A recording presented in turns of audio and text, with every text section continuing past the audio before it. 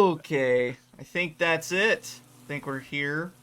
Getting my ads. Hi, friends. You're getting your ads again. Boy. Can everyone hear okay? We're all coming in clear, loud, Hello. and in charge. Loud and in charge. That's not what it means. There's a phrase that has that in it. I don't know. I don't know. Large, yeah. Large and in charge. and That's it. charge. Large and in charge. You're being charged with being large and charge. It's a felony offense. This is You're small going people to- nation. Anyone over 5'10" going to jail. Well, boys, I'll see you later. I'm going to jail. Anyway, players could be a little louder, but we can hear all good. Player audio, crank. You guys up a smidgen? Alright. Yeah. Make some noise! Noise. Nice. And Nope. Oh, gosh. Secret tunnel. Secret tunnel. Wow, we are... Oof. We're in a good mood tonight. We're in a mood tonight. I think we're going to be punchy. I think we've all had but simultaneously long and short weeks, tiresome weeks. I got vaccinated today, so I am going to be very tired by the end of the session. But that's a problem for tonight, Logan, to deal with, not now, Logan. So That's a problem for in 20 minutes, Logan. 20 minutes, Logan. So we might be a little low energy tonight, which is perfect for a somewhat relaxed downtime session. We'll be hammering out some details of that kind of thing, so it'll be relaxed. We'll just sit and talk. I say that now, and then roll for a random encounter, and we all die. It happens, you know. It does. It sure does happen. Announcements. You can see most of those during my break and starting and ending screens. There's a nice little fading thing at the bottom. Nice little signage ready to get bodied by the vaccine. Yeah, the big V. I got my V back today. Nope. Got the vaccine. Is that how that works? You keep using that word. It means what you think it means. Oh boy. But announcements you can see during the stream, break screens, transition screens. On top of that, I updated my Twitch channel panels. I gave them a nice big overhaul. Not to be confused with the My Hero Academia superhero overhaul, but overhaul is in, I overhauled them. My Hero Academia villain. Character. And you'll now see a nice clean entry about my Ebron campaign, a nice clean full entry about the Shadows Over Driftchapel campaign, along with some big fun over stuff. I feel so I was just telling Drew, I have had so much water today, and I still am sitting here and I've had so much water to drink so far, so I'm probably gonna have to take a lot of toilet cat breaks. So bear with me for that. But yeah, so got a nice new spread for certain things so you can get some information easier. I don't think there's any more announcements. Let's just get this over. No, I'm just kidding. So if anyone, I know it's been 2 weeks and we've had varying degrees of long and short weeks. I saw Bradley's eyes grow 2 times their size. No. If anyone would like to give a very lovely, detail-rich recap about what happened in the last session, and if you do a fabulous job, you'll get a point of inspiration.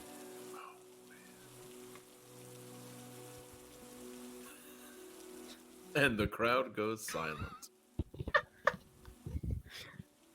Well, last time, Sludig entered the kitchen of the Birdsong Estate, fuming mad, already angry, just to walk into a cultist, knock over a lantern. Is it all going to be from Sludig's perspective?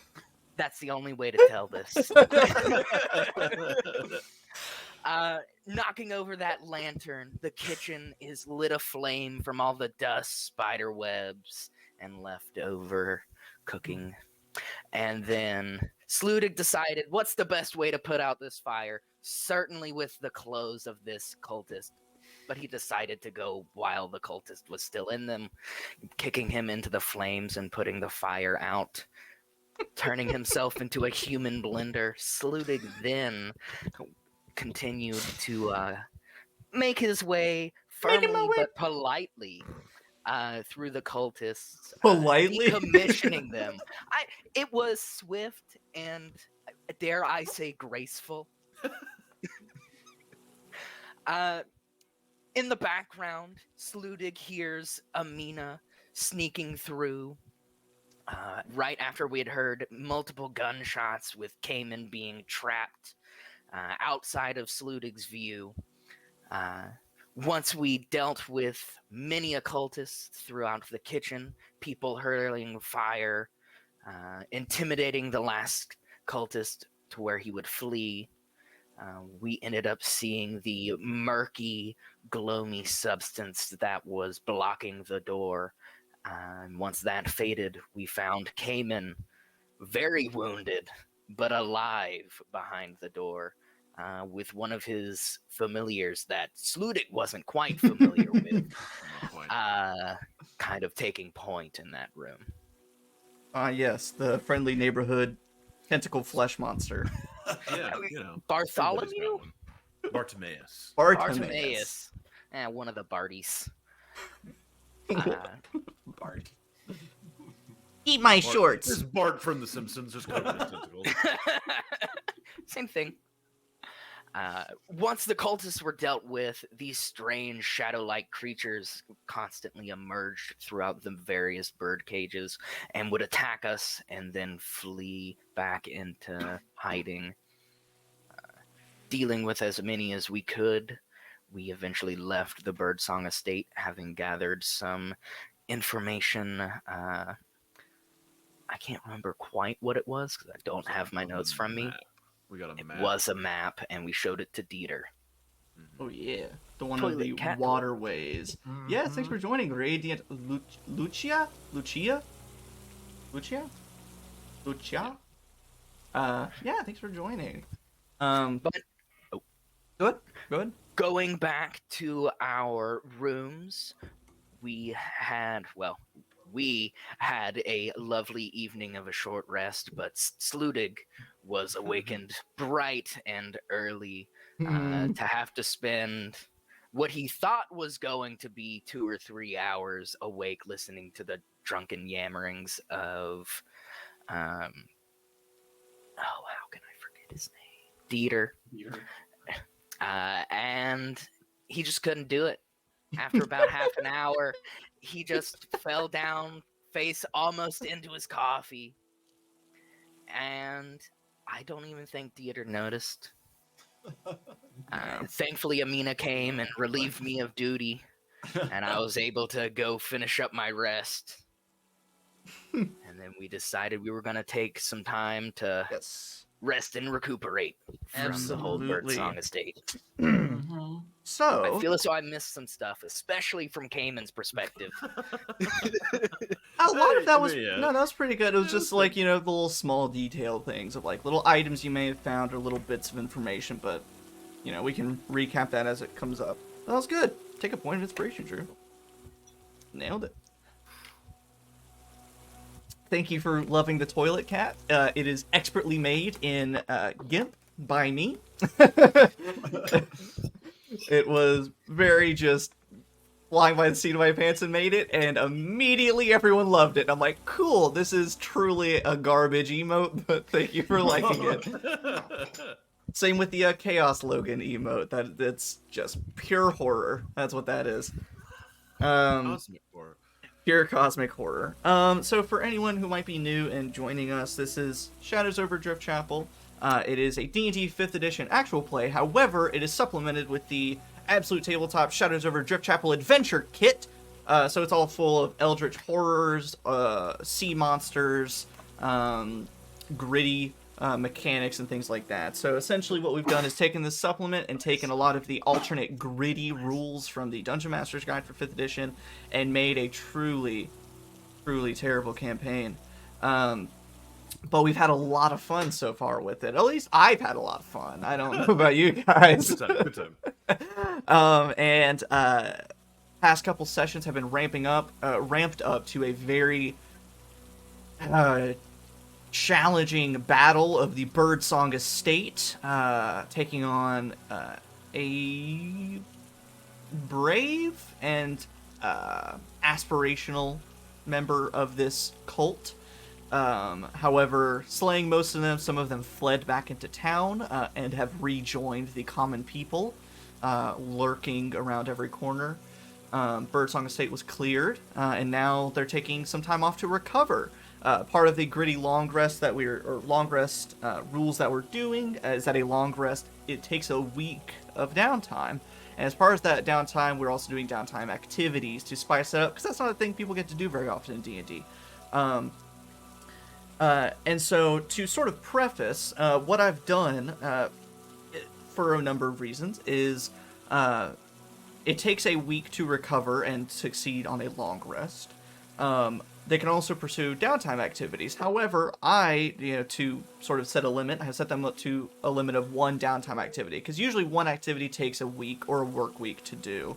And because that's just, to fully recover from your adventures, you have to relax and take time for yourself and, meditate on what's happening, quite literally stitch up your wounds and heal from them. On top of that, on a more meta thing, is, we gotta limit how many activities you do, otherwise we're just gonna play D&D normally. And at that point, it's not downtime activities, it's just playing D&D. And so, we're going to kind of keep it moving throughout, and it's almost going to be treated similar to like a travel montage. We'll kind of coast through the downtime, stop every once in a while for scenes and role-playing, but otherwise just kind of keep on trucking through until they decide to go about their normal adventuring, fast-paced lives. And so, I've got everyone's downtime activities jotted down. Some of these require some rolling and skill checks. Some of them will require a bit of role-playing, so we'll get started. We'll start with Amina's, because most of her activities are going to involve crafting some specialty bolts, now that she's got a bit of money to purchase resources and materials. And of course, one of the best places to get those kinds of resources and materials are from an artist, an alchemist and magical supplier. So, meaning to go meet this artist anyway, it works out perfectly. So you head across town. For the purposes of involvement, does anyone want to accompany Mina, or Mina, do you want to truck it alone and go meet this person? I mean, I think she could handle herself on her own. But if either of you two want to come, that wouldn't be objectionable. Sludig's downtime activities probably won't take all week, so I can go with you. Sweet. I was gonna say something similar. Like, I'm probably not gonna spend the entire week doing stuff, so I can also accompany. Sweet. We're all going to meet the artist. Field trip! So, and you recall seeing her shop on the way in. And when you head over there, go whatever time you want. You imagine sometime during the day would be preferable if she's running a shop or storefront. So sometime mid-afternoon you head that way. It's still cloudy overhead, gray sun just barely kind of breaking through the clouds. There's still a chill in the air as fall is coming on, and it's still, the town is sort of business as normal. This is kind of the first time you've seen Driftchapel during the day. So it's a little odd to see some people roaming the streets, but still not very few. And as you'll come to find out, a lot of the commotions, a lot of just happenings go, oh no, Bradley. Aviter sign. Avita's shine. Oh god, No. how do I fix this? Oh, hey, I'm Kamin now. Oh, we're gonna have to flip us through them all again. Whenever Bradley comes back. Let me do some magic. Oh, never mind. Apologies. Get ready, everybody. About to shuffle some cards.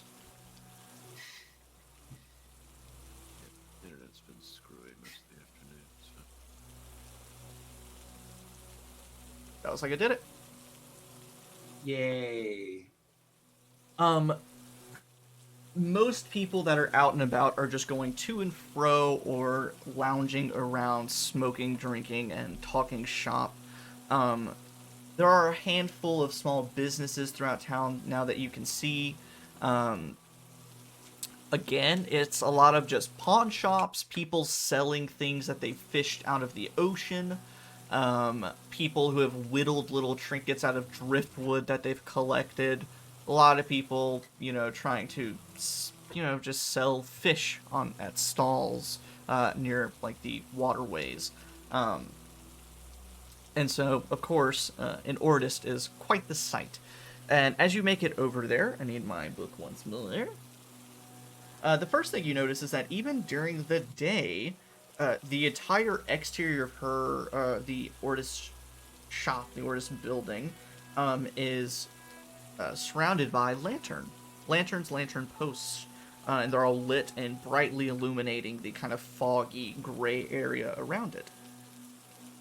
So it gives off just this visual of warmth, and of course you imagine physical warmth as well.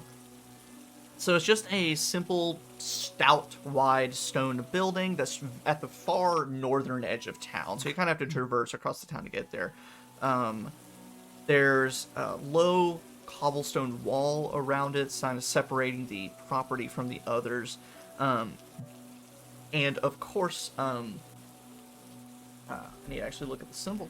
But, Amina, you recognize on the door, painted, is the symbol of the Ordisterium, which sort of resembles the symbol of the sun with an eye in it. And of course, as you make your way up to the door, getting ready to walk in, you can already, before even entering, feel a bit of the warmth coming from inside. You can smell the sense of incense and candles.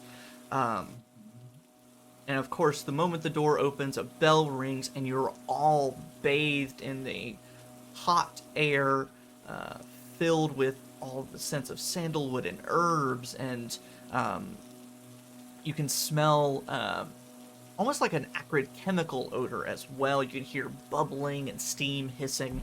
And when you walk into the shop and look around, of course, it is empty at the moment. No other customers in here. There are all sorts of shelves on the walls that are very meticulously organized and labeled and covered in a variety of vials and bottles and jars that are all full of sloshing liquids in all vibrant colors. You see that in sort of cubbies along one wall, there are bundles of dried, tied up herbs, and all sorts of plants that have been gathered and tucked in them. And then across another bench, not too far away, there is an array of tools.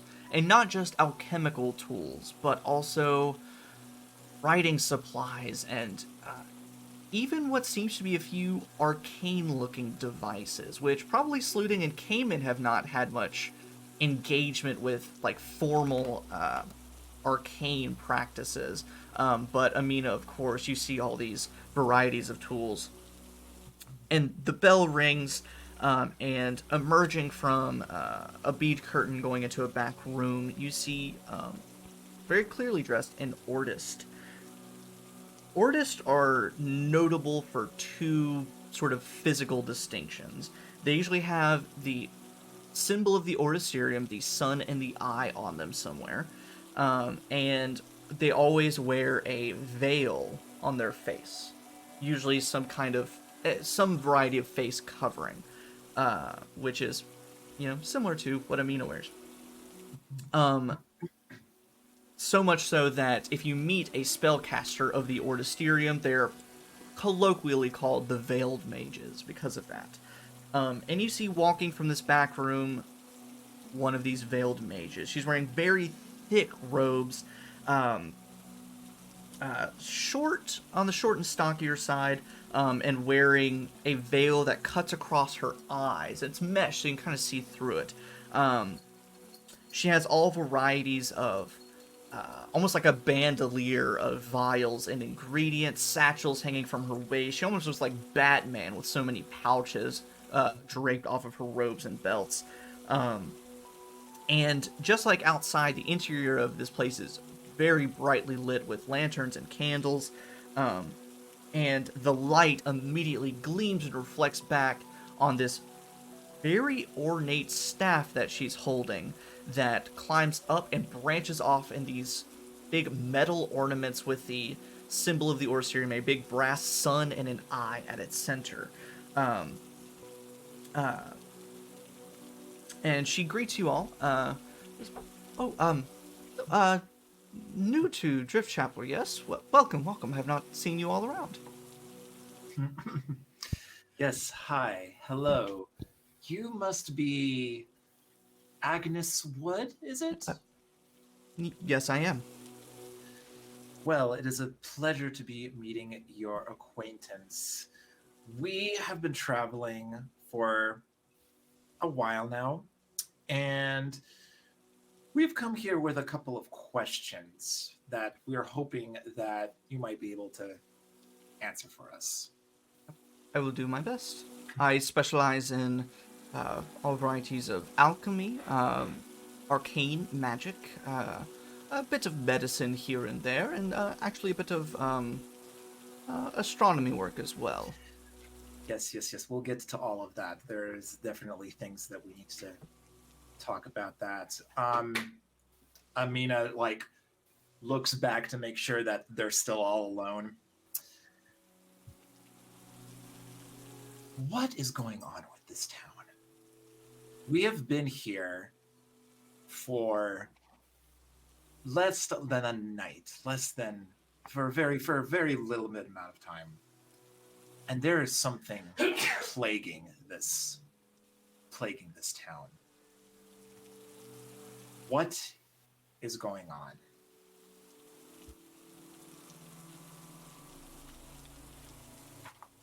Go ahead, Daniel, make a persuasion check for me. Okay. Your d20, then your persuasion modifier, if you're proficient. If not, just your charisma modifier. Cool. Oop. 8.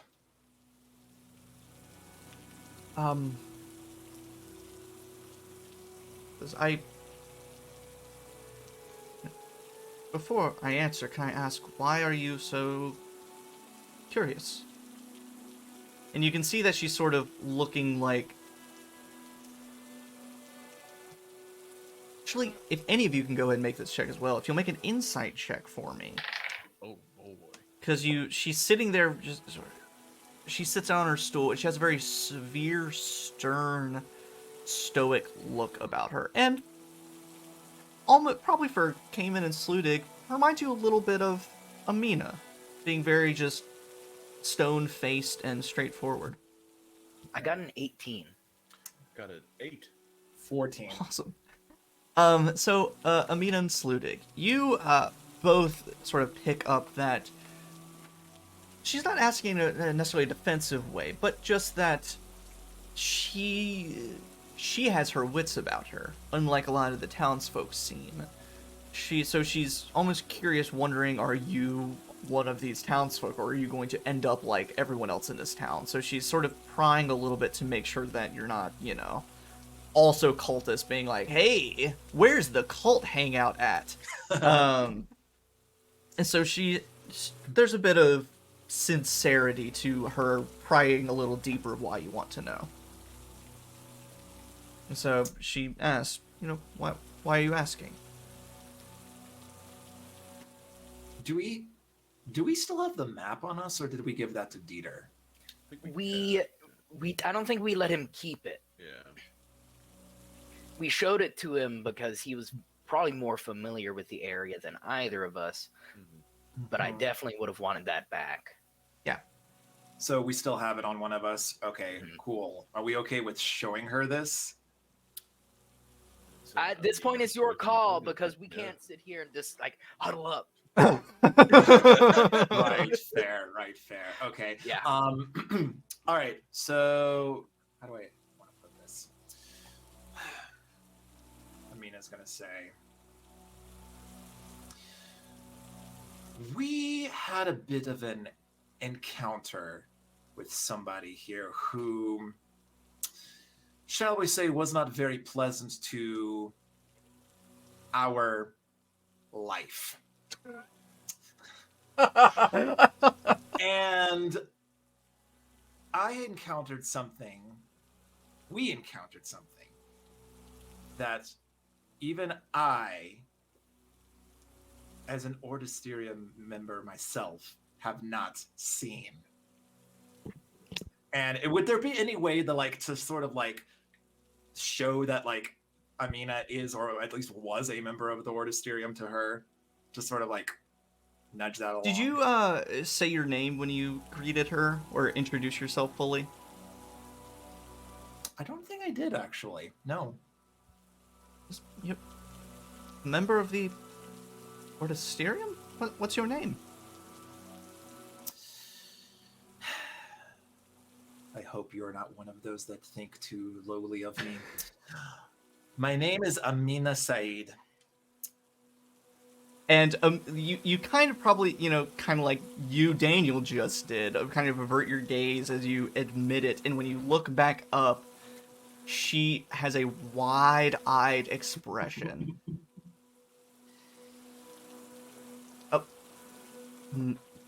Amina Said. The Amina Said. And this once stern, stoic young woman, Agnes Wood, you immediately watch it melt, and she turns into a fangirl. She says, it has been rumored that you died years ago. We all thought that, how long has it been since you've last been met any Ordisterium? How long has it been since you've been back? It's been far too long. I've lost count. There's been so much that has happened in the world that, frankly, I've lost track. And well, for one, I am glad that you are not one of those that think very lowly of me. There have been far too many of those in my life. No. In fact, since you've up and left, there's sort of been a change. There's been a shift in tone, and I am now one of many non-male members of the Ordisterium. You made what you were the first. I am glad to hear that. I am very glad to hear that. I hope they are treating you well, though. Oh, yes. Now to answer your first question, the reason I am all the way out here is to observe this town, to study it, research it, because, like you said, it's not anything that has been really seen before. I mean, the Gloam has changed a lot of things, but gotta learn from it, and to put it short, the town has an infection. It's sick. An infection? Tell me more. I'm kind of learning it's a sort of a infection of the mind in a way, socially sick, but it's also almost a biological sickness as well. And you watch as she turns and fumbles around, searches of her many jars and vials for a specific jar, and when she pulls it out, Kamin, you immediately double recognize it as both the sort of gloomy, inky gunk that Aveline had presented or given to you, that I think you still have in your possession. I absolutely do. And what Aveline also had drank. It's this, that sort of inky gloam that has a very sluggish-like consistency. So it's not a total liquid, but it's not totally a sort of living or solid creature or anything either. And she pulls that down. She says, it's some kind of, I'm not even sure what it is. I just know it changes them. It's gloam, but it's a strange, almost living embodiment of it. I'm still working on it, but an infection of all sorts of varieties. how did you come about this specimen? Of course, to fund my research and studies, I craft potions and craft poultices and oils and whatever it might be for the townsfolk, and I'm, of course, not blind. I know some of them are those wretched souls that have been infected by whatever this is, but I'm under strict orders to observe and study, not to interfere, and so if they need to purchase something from me, I sell it to them and go about our day. Sometimes they don't have the coin, so they trade, and one of them offered to trade me this, which I don't know what that was, but quite a lucky trade, seems. I see. Well, my dear, I'm afraid you might actually need to interfere because comes to our next request. We need your help. Clearly, you are skilled in what you're doing here. You have a thriving business. You're not one of those insane lunatics that goodness gracious knows what they're plotting, but we found a secret here that if you're truly here to help might be of some use. And I sort of signaled to Sludig and Kamin, whoever's actually holding the map, this is where we're actually gonna like show her, like, there is something going on here. There are... Pull out the map. Yeah. Mm-hmm. These cultists are up to something if they have this system down here. What they have down there, we don't know. But what we do know is that it is involving forces that are beyond our comprehension right now, and lots of water.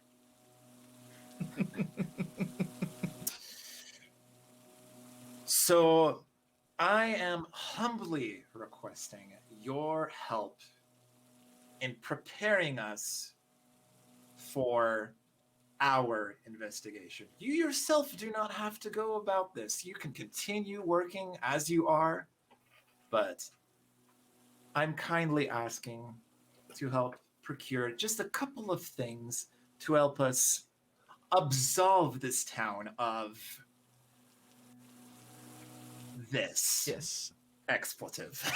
And says, and yes, that's where my mind went as well. I treat you as any other paying customers. We make our trades. I do what I can for you, and what you do with those things is at your discretion. And you see that she's still in shock at effectively a celebrity who has been long gone for years, strolled in on her, like, freaking, like, on-site, internship here in Driftchapel. And yeah, so says of course I'd be glad to help. I tend to leave town every once in a while to go get, components and ingredients and things out in the rest of the barony. Sometimes travel a little farther out to the bogs. Usually that's pretty rare. And get shipments out from the egg-filled isles. So I'm getting in quite a lot of things. My shipments have been slowing down recently, but I've still got plenty to spare, and even whenever I don't have orders to fulfill, I'm constantly tinkering away on my own, own concoctions and inventions. So, of course, I'd be glad to fulfill your needs as far as alchemical and magical things go. And finally, she tears her eyes away, looks at Kamin and Sludig, says, Agnes Wood, nice to meet you both. Yes, Kamin Edwards. Saluted Bjornhart. It's nice to meet you. You as well. By the way, you seem like a smart woman. The person who gave you that inky thing, do you happen to remember what they look like?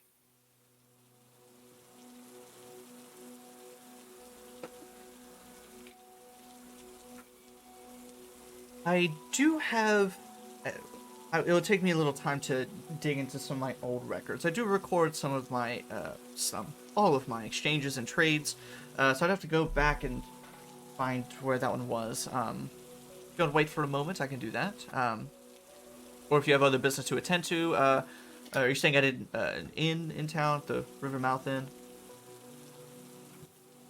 We most certainly are. So if you have other business to attend to, I can send a note that way, over there later. Or if you just want to wait around, I can search up that for you. I don't have very many plans until later, so I can wait here unless the lot of you want to go somewhere else. I plan to stay. So she goes back into her room to, find all of her ledgers and little manifests and things. In the meantime, you wait in her shop, and aside from the bubbling and sort of fizzing of beakers and tubes nearby, the air, the whole vibe, the sensations of this building, this shop, it is still in a almost peaceful way. Whereas just, a day or two before, you were in the Birdsong Estate, and in certain areas it was still in an unnerving way. Now it's still, you're in the warmth, the wind, and a bit of drizzle from outside is completely muffled out. It is still in here, and it's just a nice moment to breathe. In the meantime, you return, or she returns, says, yes, he's one of the townsfolk. He tried lying whenever we made this trade, giving a false identity, but he's come in here on multiple occasions to purchase other things, so I don't know what he thought he would get away with. His name is Finch Turner.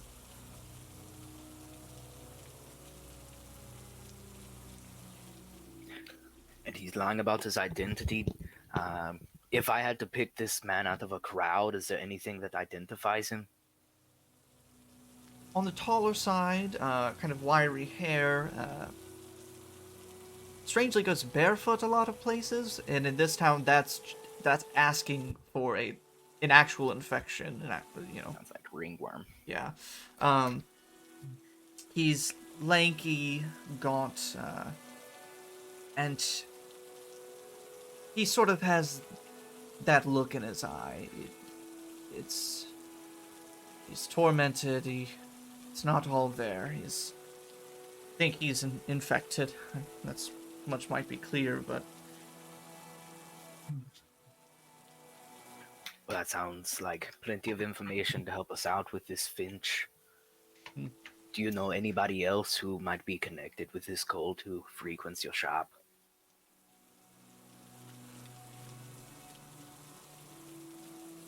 as I could sift through these and get you a list of names.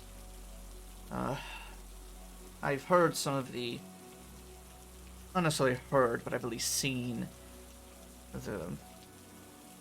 the injuries they've sustained, the scarring and scabbing of wounds on their hands and arms. So they come in here fairly frequently for any kind of healing salves and poultices, so there's quite a lot, and I'm not sure how many are still alive or residents, but I could procure a list, or at least attempt to. And maybe get it to you by the end of the day.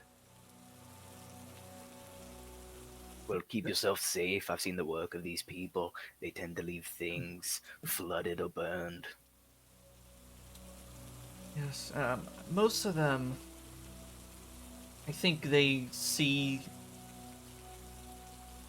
can either see that I'm useful, or they're scared of the magic I might wield. Either way, it keeps me safe. Knowing your training, they better be scared. Her veil covers up from, like, nose, kind of up to mid-forehead, but you can see cheeks flush red. 'Cause yes, I sure do practice.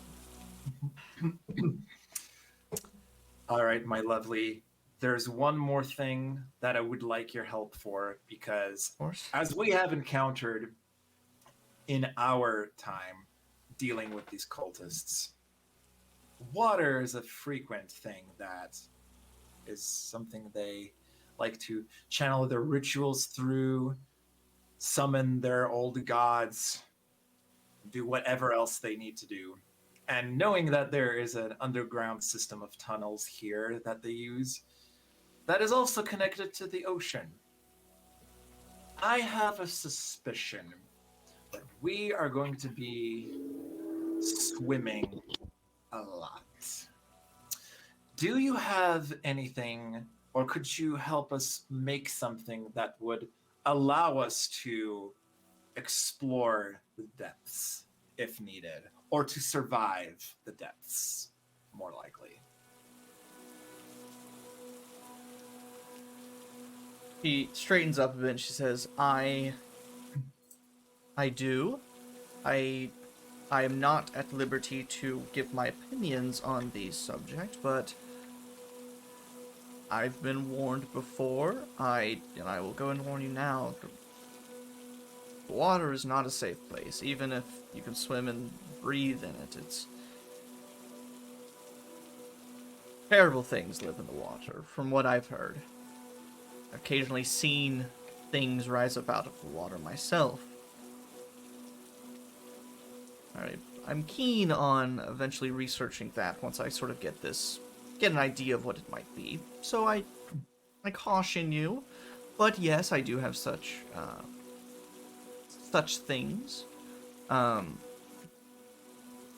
can.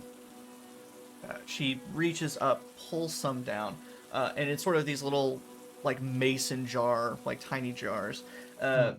You see that there's this. Clearly what looks like the water pulled from the waterways. It's sort of murky, frothy, and dirty. But clearly there's a silhouette of some kind of jellyfish or squid or something floating in it.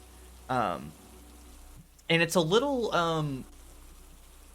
unconventional, but you, Amina, would recognize it effectively as a potion of water breathing. It's just, done with the resources that are available here, not necessarily the amazing resources that the Ornisterium can get a hold of. But she, says it'll work just fine. And they're fairly easy for her to make. And in fact, she's done her research. It doesn't seem anything negative, but the resources that she has used for these potions that she's gotten from Trawler's Bay and the surrounding areas are more potent, more effective, and so she's able to make these potions easier. I don't know what to do with that, Jeremy. I don't know what to do with that. I'll think on it. I'll think on it. We'll figure it out. But it's sounds like a Kamin flashback. This whole conversation is threading the line of should I make a sanity check? Basically anything that happens, Kamin,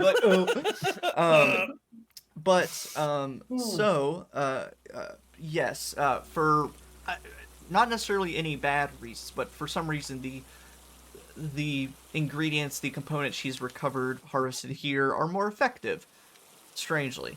Again, there have been no ill side effects, there seems to be no, at least, bad things about it, but it's a strange feature of it. So, she can make them fairly easily, fairly quickly, and not as expensive.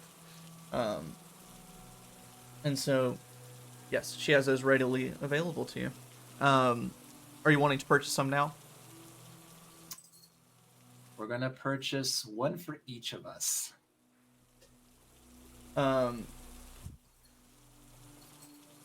Celebrity discount.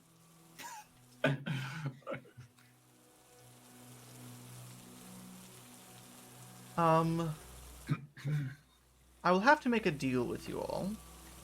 Since I have to put in my books that you are just a normal customer passing through purchasing potions, I will put down that you paid the 100 gold pieces for each one. However, I'm not at liberty to say that I agree or disagree with your goals and your pursuits, and I cannot claim that I feel obliged to give a discount to Amina Saeed. So, I'd be willing to part with each of these for 50 gold if you can bring back some additional components for me. Basically, if you can collect the ingredients for such a concoction, I can take the time and make it for you. But I figured if you're down in the water, might as well grab a jellyfish or two for me.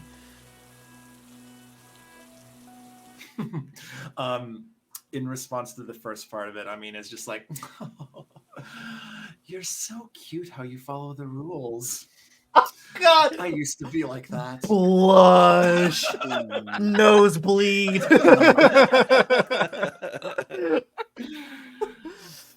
I was young once. Of course, darling. You're helping us out a tremendous amount.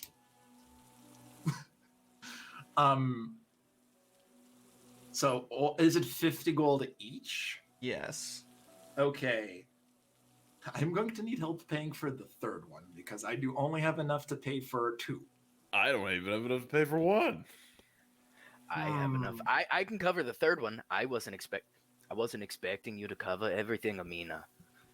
Yes, Well, I did potion. lose a hell of a lot of gold from those cultists, so hey, getting the big bucks. Okay, we're gonna purchase them, and of course, Drew, if you're okay with getting the third one. Hopefully, I'll be able to make some of this back later. Oh, knowing your talents, you will in a heartbeat. Sluda's gonna get a pull-up bar installed in his room. All right, and so just for logistics sake, do we agree that we'll all just take one, and have it on our person? Cool, and we all have a potion of water breathing. Yes, and I will post it in our little Discord server, the loot and handouts one. Essentially, for 1 hour, you can breathe underwater. Easy peasy. Yay. He's a lemon. Fantastic. Okay. And I dabble in a bit of medicine and things like that as well. And I imagine, this is still sort of day 1 of your downtime. You probably still have some cuts and bruises. Mostly probably Kamin still has some blood stained on parts of his coat and clothes. So I also offer those types of implements as well. However, if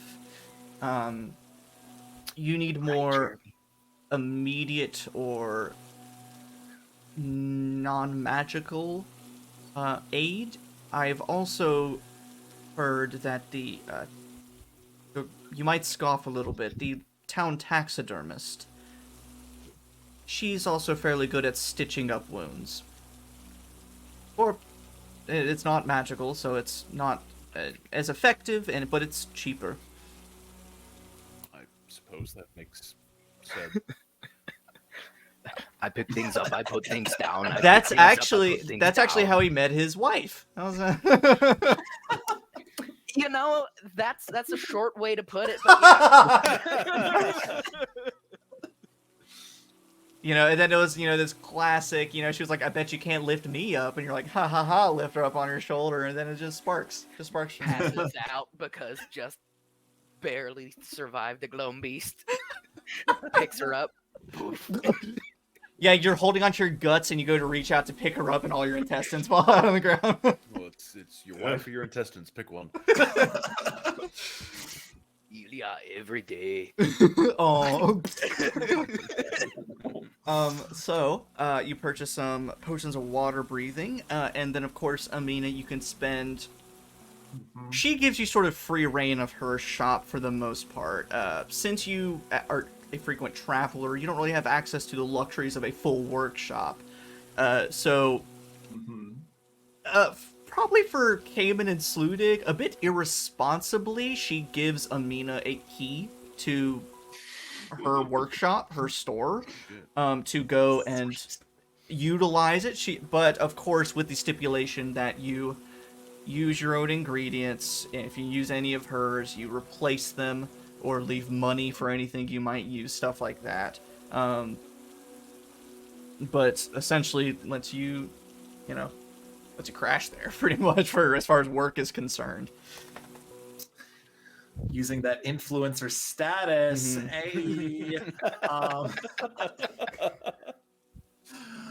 okay, excellent. Well, I think we've just about nearly wrapped up here. The only other thing I would want to do while we're here is give her the list of things, the specific things, whatever they may be, for the various crossbow bolts that I want to Yeah. craft. So let's see here. We're still doing it as gold. So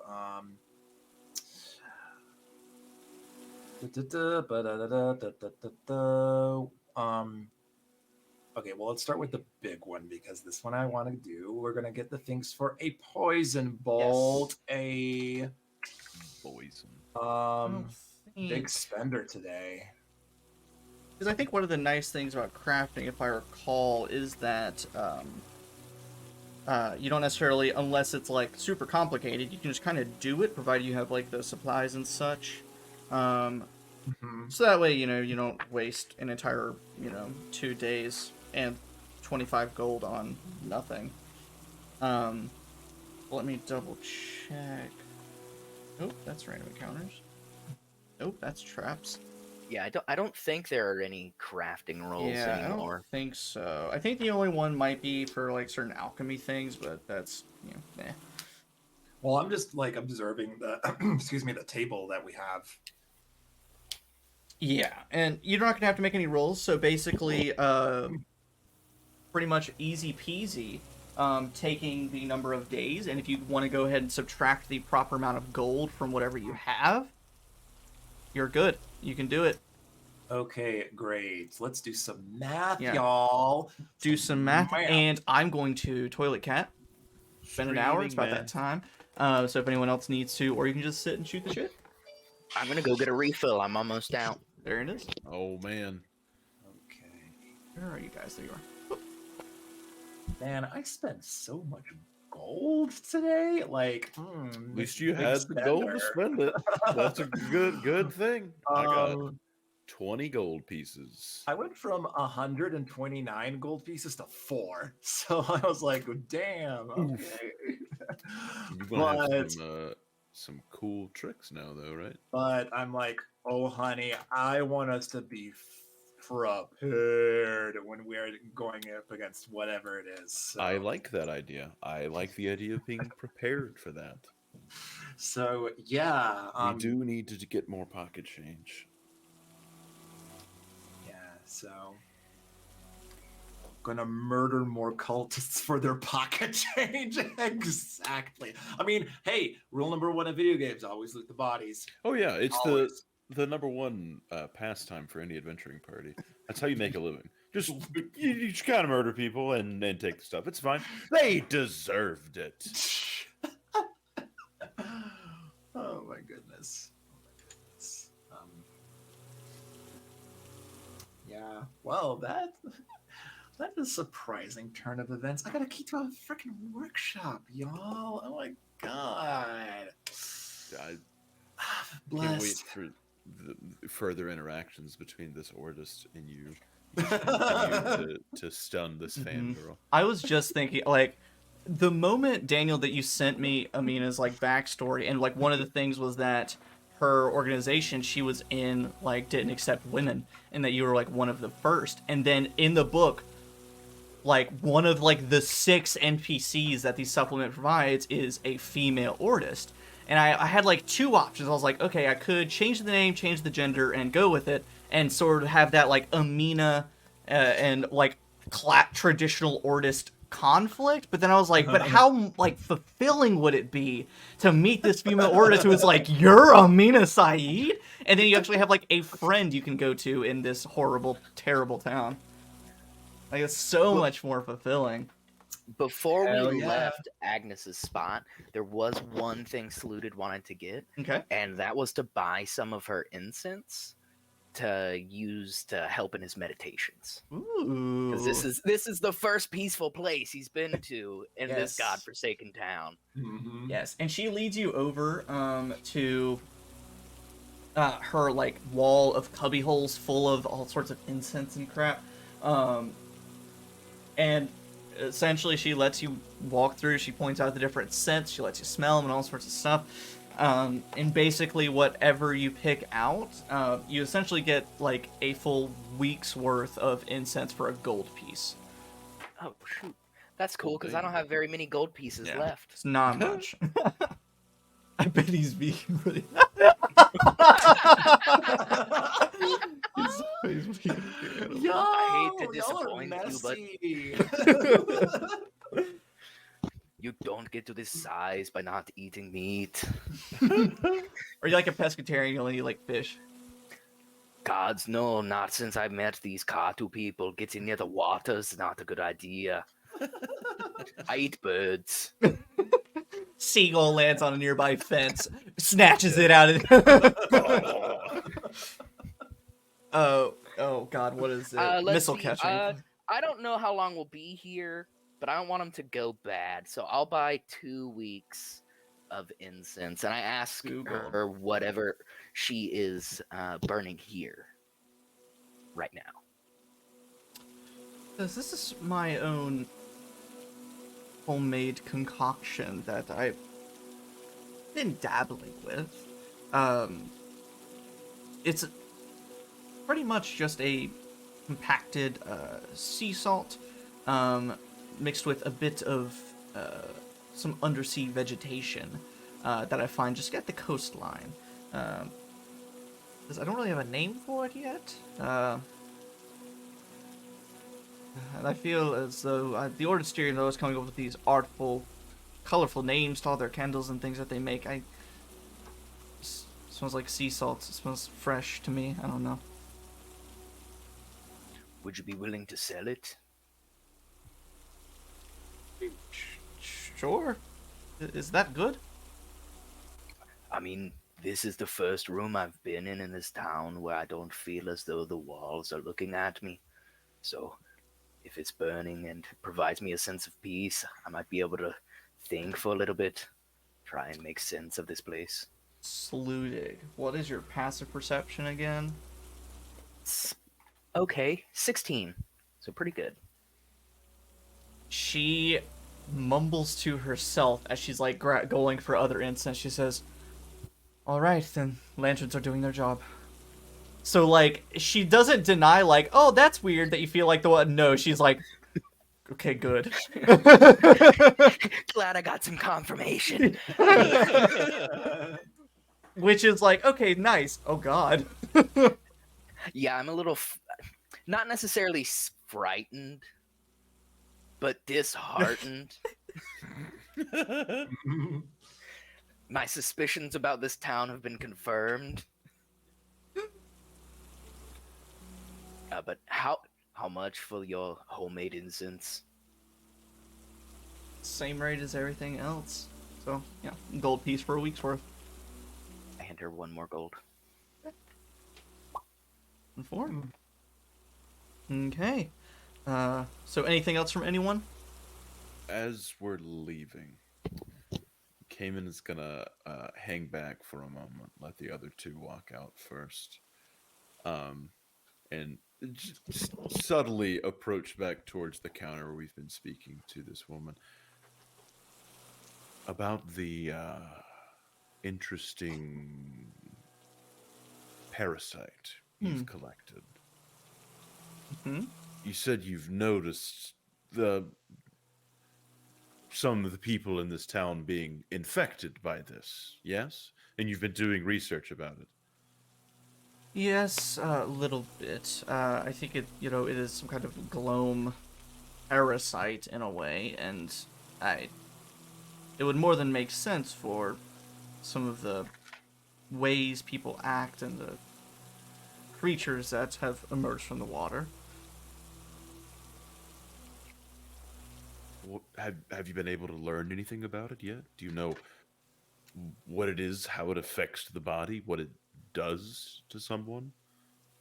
Maybe parasite is a little misnomer, more of a virus.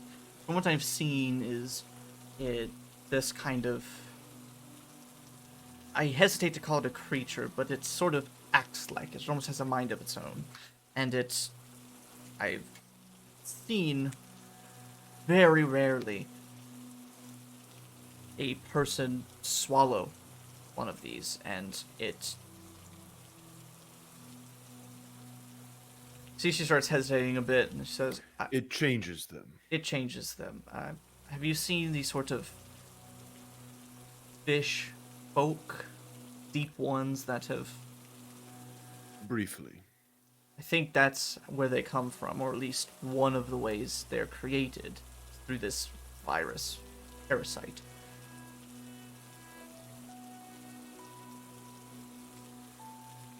Right.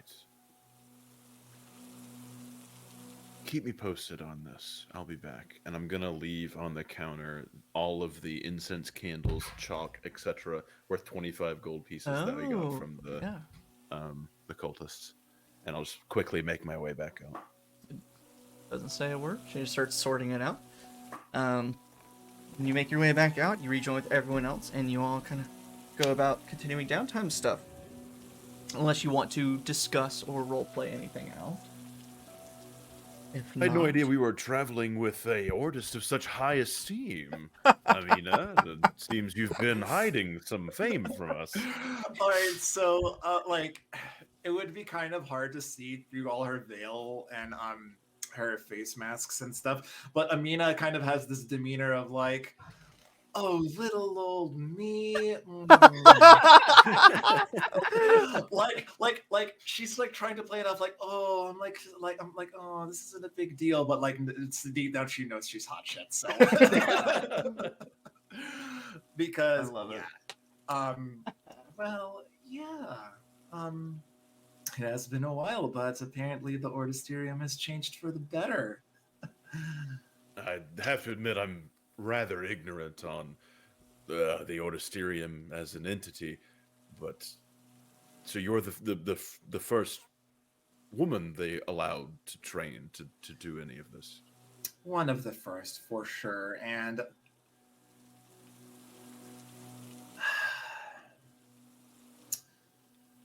I say this with all sincerity and knowing that you two are the exception to this rule. But men are pigs. Especially those crones who were in the Ortisterium when I was a young girl. Because magic shouldn't be relegated to a few select folks. If you're willing to put in the time and the effort, then the pathway should be open to you. And I'm glad it opened up to her. Well, either there was a change in management or you made them have a change in heart. It seems we got a trendsetter with us. Hipster. Makes things all that more comforting as we go through a town like this. But that is to say there are those who are on the bit of a more conservative side, which is why I was a little hesitant at first when we first came there. So, be aware that not everybody in the Ordisterium takes too kindly to me. We'll take that with a grain of sea salt. Hey.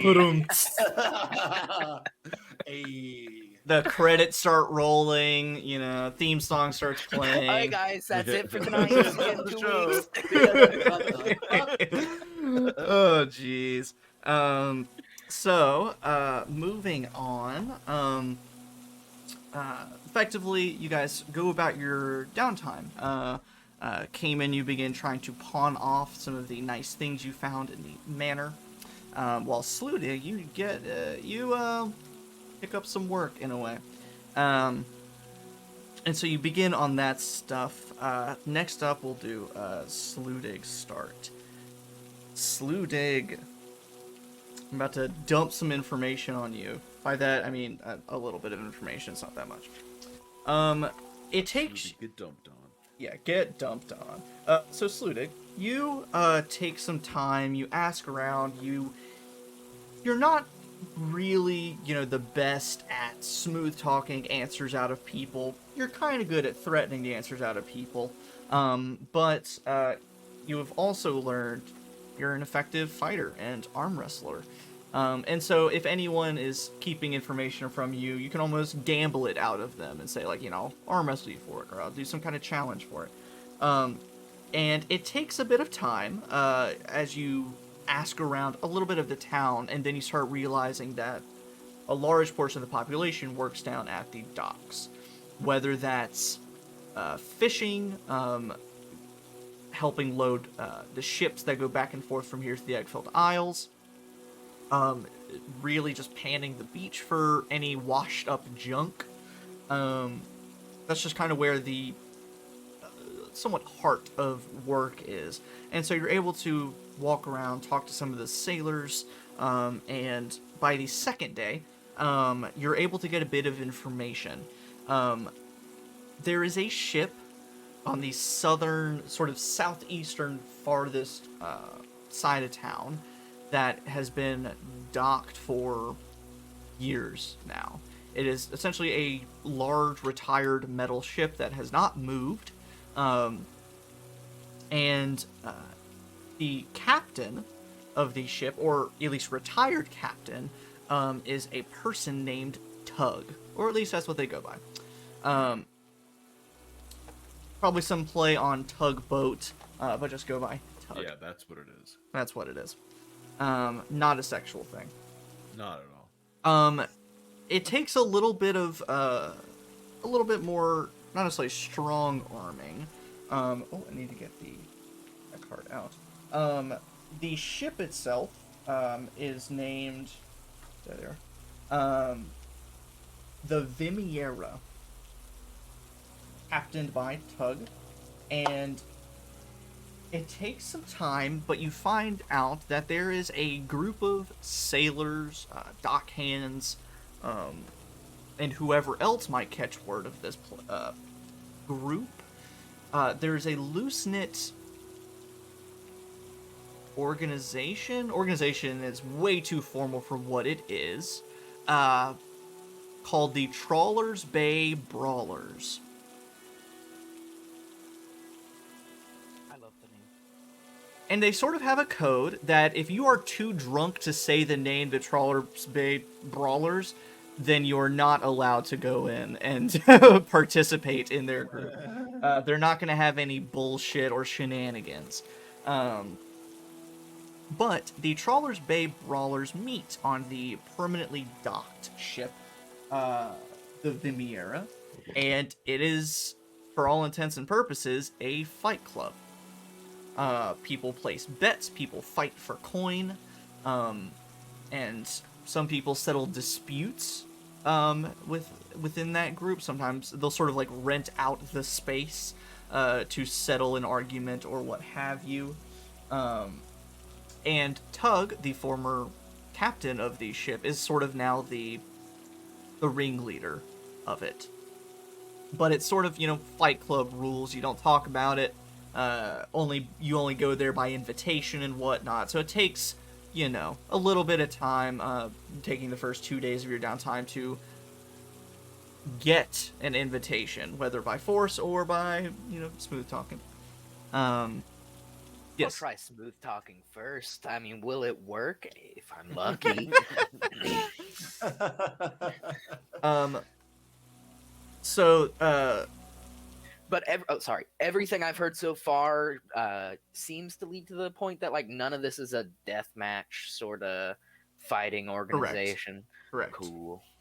Yeah, on the rare occasions that an accidental death occurs, the person that does it is, of course, thrown out, sometimes thrown into the ocean, sometimes, beaten within an inch of their life and left out on the dock, like, depending on the degree and, whatever else. It's usually Tug that is the last person to judge that as the captain. But you find out where it is, and they meet pretty much every night, usually around 9-10 p.m., and matches begin. And they kind of go on until people are done.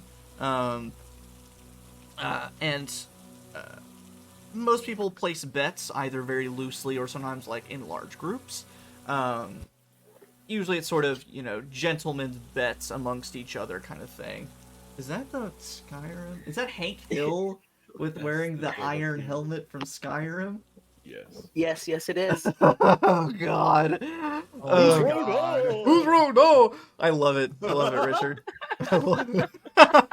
Dude.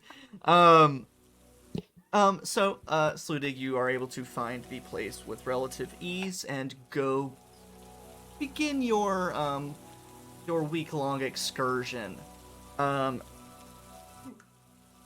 So unfortunately, sort of to show a hand reveal, peek behind the curtain, what I've done is essentially made downtime similar to traveling or travel montage.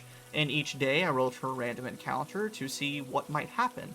And that encounter ranges from anything, just from an environmental hazard that occurs, like a building catching on fire, or something super small, like you meet an NPC, an important NPC. Ooh, rad. Thanks, Richard. And some of them might be combat encounters. And one of the things that we have discussed about the downtime is one of the purposes of downtime is to relax and heal from your wounds. And if you get involved in a fight while your gut is being healing from stitches, it might not benefit from a long rest because you might worsen your conditions and things like that. And so it's a very weak system that we've come up with. We have not tested it at all. We'll see if it works. We may amend it later. But essentially, if you participate in combat, or at least strenuous, intense combat, boxing not to the death in the hull of a ship, that's not really too detrimental, especially for Sludig. But engaging in combat, making a constitution save or check, I'd have to look, and see if you have to restart your long rest, break it up. And unfortunately, Sludig, after your first night of bouts, you're kind of getting a lay of the land, getting to know the faces of people. You leave, and people go on their own ways toward various bars and heading even to other ships, their homes, whatever it might be.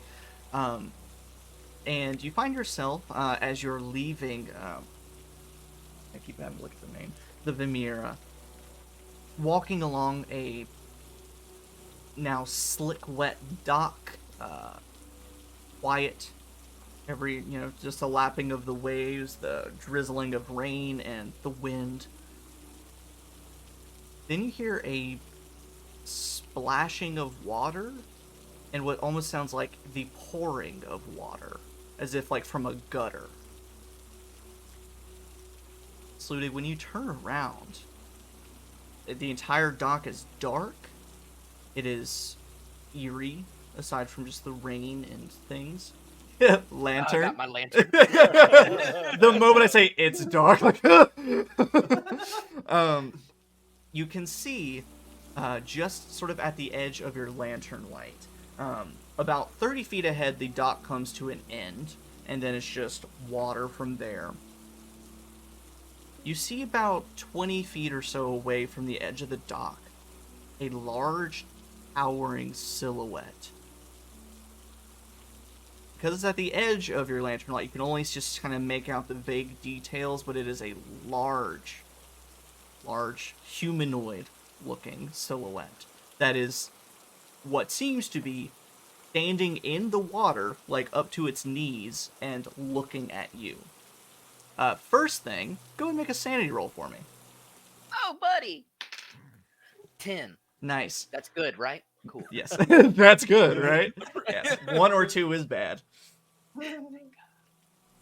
But there's someone standing out in the seawater. So you said large and very big. Then you said someone. So like, how humanoid is this form? If I can tell. I get it's like all the way at the edge of my light. It's humanoid.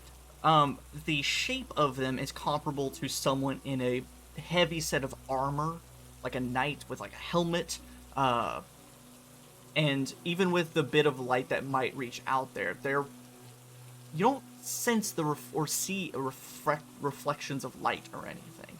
So it looks like a suit of armor of some sort, and bulky and large, but something's off about it.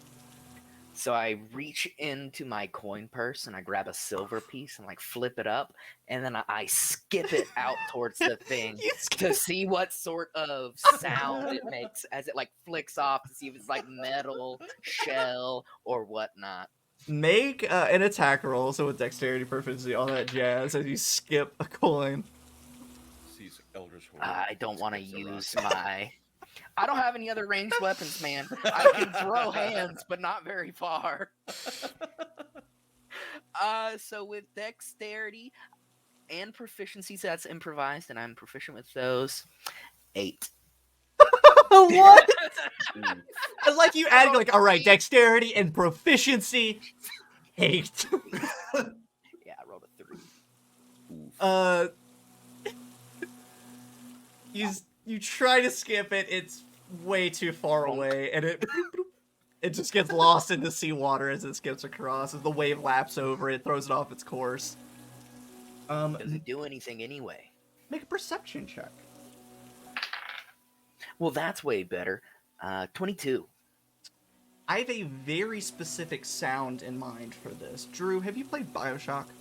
Oh, yes. Well, not Infinite, but the other ones. That's perfect.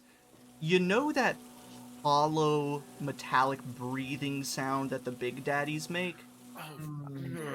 You mean the sound that gave me nightmares as a small child when I watched my brother play the game?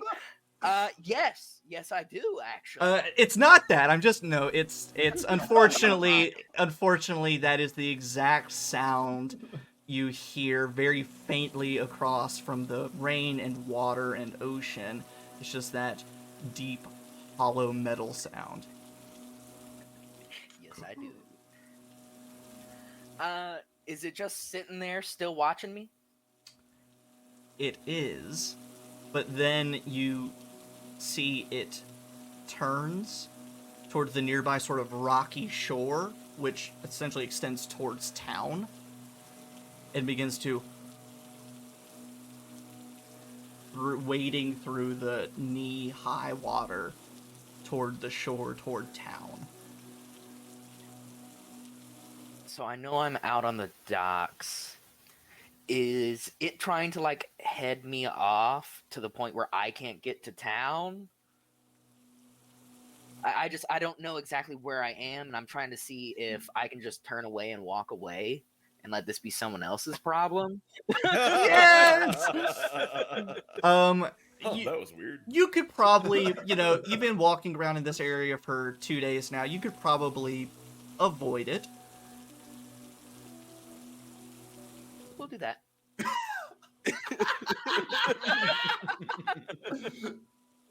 DM said plot hook. Player said nah. Well, that happened to Curse of Strahd last week too. I'm not necessarily trying to like go 100% away from it and just disappear. But if I can observe this thing without having to go into conflict with it, Sludig has seen like the northern Gloam beasts before. Things like this are new to him, and if he can like get some sort of edge on it by observing it, he wants to take that chance. Okay. Nice. So taking some time, as it climbs over the rocks, you clearly hear metal on rock as it scrapes across. And as it starts getting, it gets over the rocks, gets over, sort of more toward the base of one of the many, like, outcroppings of rock that lead up to the town. It starts to kind of clumsily climb up. You follow around, try and, observe. And by the time it's in full light, to where you can get eyes on it, it is effectively a what looks like a Big Daddy. It is a old diving suit from the years way prior in this, the Gloam and the Five Dominions history. It's an old diving suit, but it is rusted to hell, covered in all varieties of like seaweed encrusted with salt and barnacles, and is up and walking around, and is now walking through towards some of the buildings. Sludig is conflicted. Sludig's here for a reason, but as he sees this thing walking towards potentially populated villages or buildings, all he can think of is that no one was there, no one did anything when his village was burnt down. So I'm gonna try to sneak up on this thing. But that's why we had that point of inspiration for when I truly need it. I guess I have to choose. I got a 15. We're gonna go with it. That's above average. Oh, double inspired. Hey, I'll use it. Shouldn't have, but Richard, you're a genius. Okay. So what is, you said 15 was the highest one you would go with? Yes. Yeah. Well, the other option was 10. Could always go with that. No, thank you. So I assume it's walking essentially down a street right now. Yeah, I've put my lamp out since Yeah. it's in like a heavily lit place. And you start to skirt through, trying to get up behind it, and as you get up close to it, you hear that hollow breathing sound stops, and it slowly turns in your direction. And as it does, and it kind of moves its arms, moves its body, the metal of this suit is imperfect. It's cracked and broken in some places. And you can see inside of it writhing tendrils of Gloam shadow, almost like muscles and a skeleton inside of it, that are almost piloting this diving suit. And it turns and stops and looks at you. Doesn't do anything. Get out of this town. You aren't welcome here. Shoo. Get out of here. Get on with you. I mean, I feel as though it has no comprehension, but he's given it a chance. It's, you now notice, it fully turns around to you, and one of the reasons it was moving so clunky and moving so off kilter is that whenever it turns, and it's like a head or two taller than you. It is unnaturally large. But as it turns, encrusted with barnacles and sea salt to sort of its side is like a small, almost like a buoy of some sort that's made of metal encrusted to it. And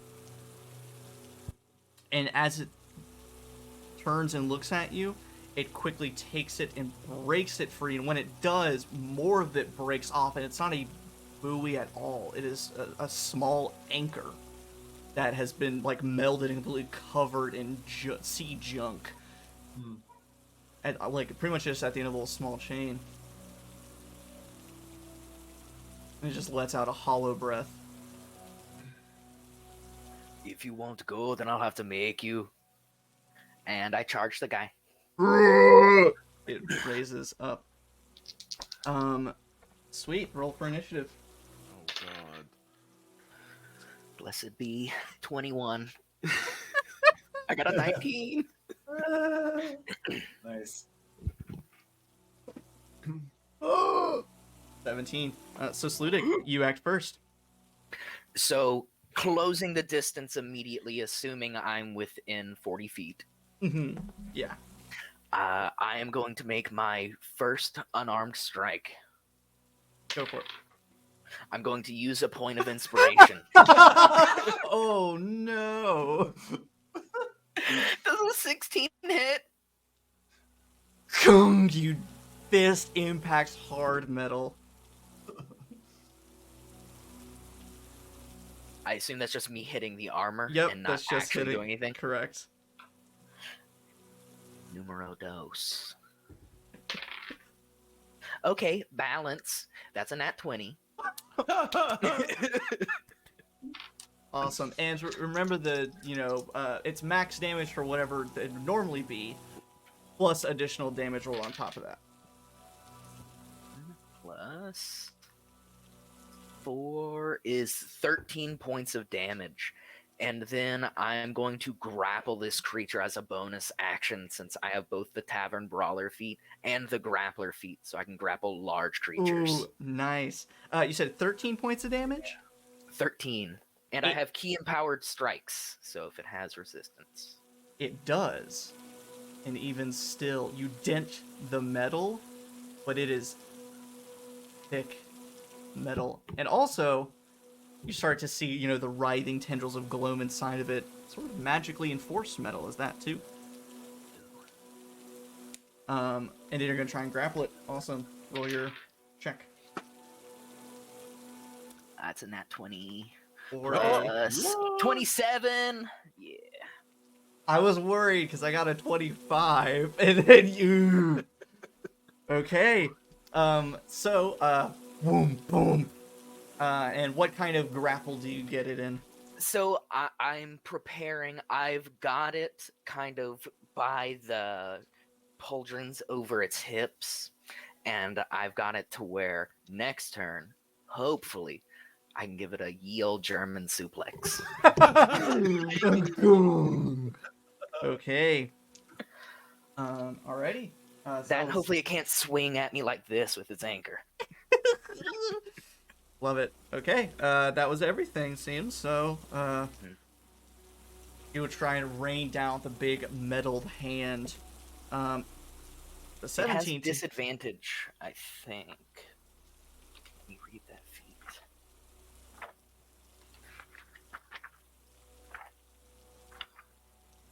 More pages.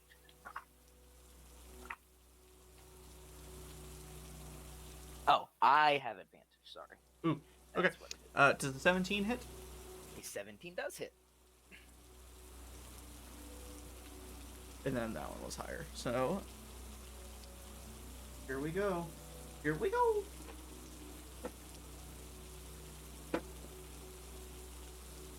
And you did not rage, correct? I do not have any sort of rage left to use. Oh, no. So that is Oh, no. 19 points.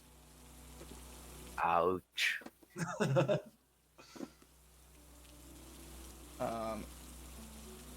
23 points. Ouch. as it, like, you got a grip on it ready to sling it over, but essentially he just takes his big metal arm and slams it on your own arm, which normally, like, a person doing that would literally do nothing for Sludig. But this, you can feel your arms, like, spraining, getting ready to give way. Now it's your turn. You have advantage on these strikes. So first one I'm going to do is that I'm going to go for that suplex to get it onto the ground. Okay. Dice jail. Oh, check the chat again, Drew. 12. Wait, did you get another one? Did someone else give me inspiration? Was it you, Bradley? I think it was Bradley. Yep. They're going to roll that again. 21. I got a dirty 20, so yeah, you successfully as you go to lift it, it's already a giant metal suit that weighs hundreds of pounds, and being so magically enforced as well, you're like, oh god, this isn't happening, but just the sheer force of will, you lift and lift and lift. It's still like kind of hollow breathing and raging, and If it's gotta be a back throw and not a suplex, it's okay. No, I'm just imagining like a beautiful like shot of like this thing's feet on the ground and watching its feet just lift up off the ground and then wham! Let's see. Did I get any damage with that, or is it just making I'll it say prone? with an unarmed attack, sure. So go and roll your unarmed damage. 5. Okay. Then I am going to make my second unarmed strike with advantage since it is prone and grappled. That is a 19. Did you roll with advantage? I did. A 19 will not hit. I'm not liking how this is going. So what I'm going to do instead, I've got it on the ground. Mm-hmm. I am going to use my bonus action Okay. to Step of the Wind and disengage. Meow.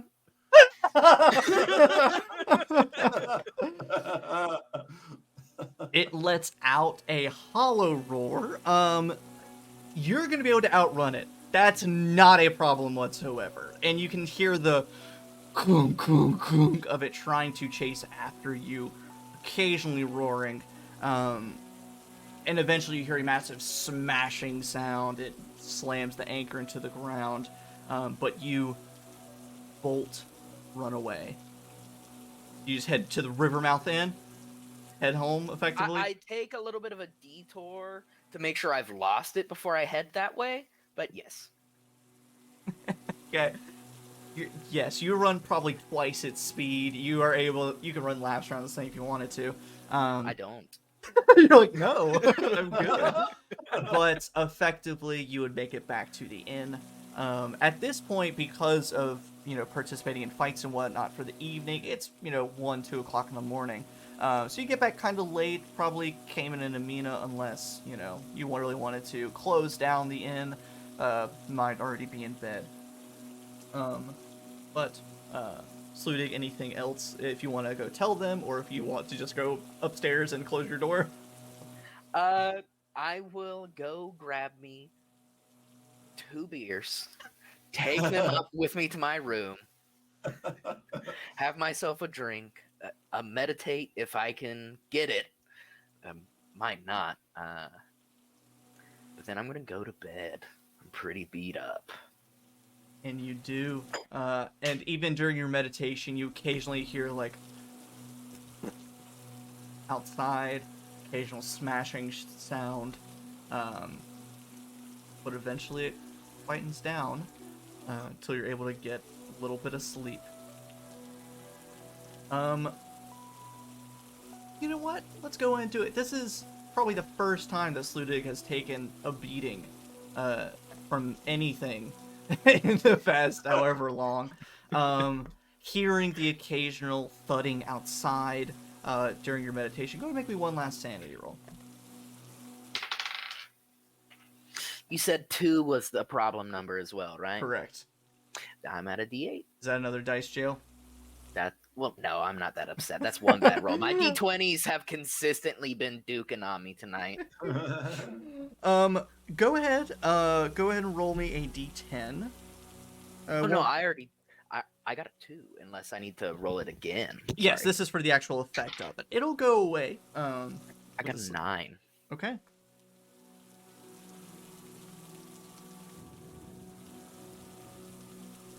When the DM cringes, you know it's bad. Yeah, that's a bad one. So you keep hearing this thudding during your meditation. You start to drown it out, but every time you try falling asleep, you hear it again and it jolts you awake. And you're not sure whether it's a dream that jolts you awake. It feels real, as there is a massive, thunderous slamming sound as if it's right next to your head. And just in that brief instant, you think, this is it. Anchor to the head, I'm done. And you jolt upright. You're slick with sweat, but you're getting chills from it. You're okay, but now you have a throbbing headache. It feels like you got hit in the head with an anchor. But no weird suit of armor golem in sight. Sounds are gone, but that sound felt all too real. And with that, Jesus. Are you gonna kill me with psychic damage? I mean, I still have no. 53 points. Okay, of no, damage. you're good. You take health. You take 23 psychic damage from that near blast of thunderous noise, and now a painful headache to contend with. I'm actually just gonna go ahead and use my wholeness of body to gain 18 hit points back from that, so that I'm not quite so close to dying.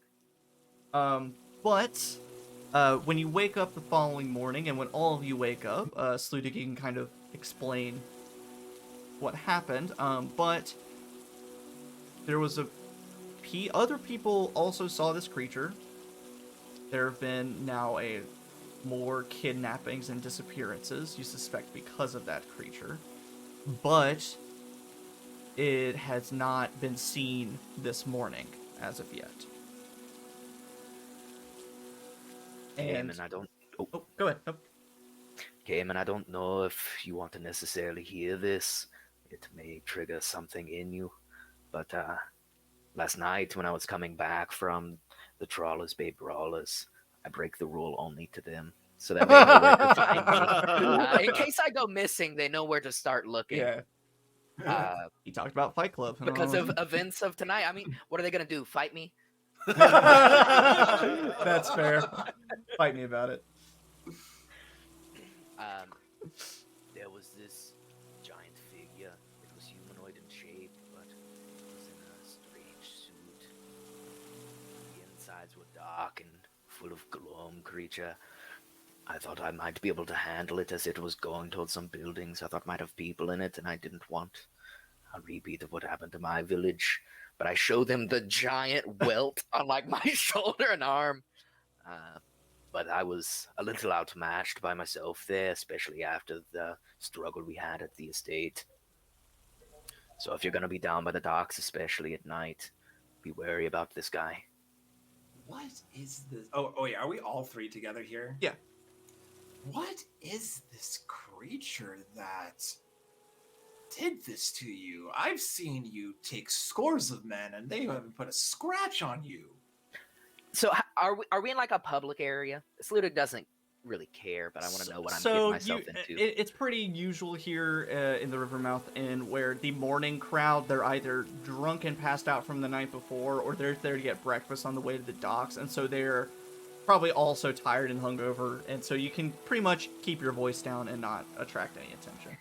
That's not necessarily what. So, it was a creature that did something like this to me, and I like unbutton my shirt and show this huge scar that is almost like the shape of the first beast I had to try and restrain, but coming off of the like silhouette of its arm are these tendril like shadow shapes.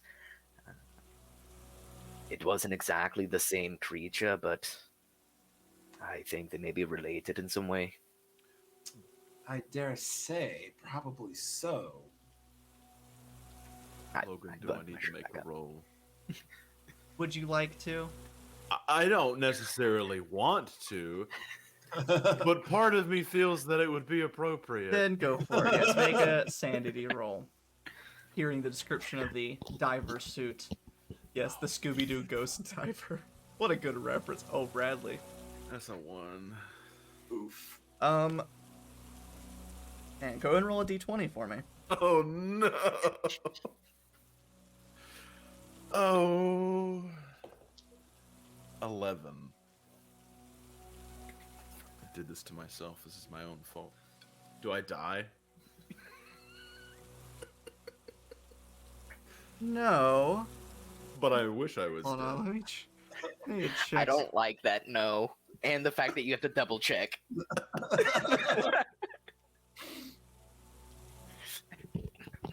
Hey man, I gave you that TW.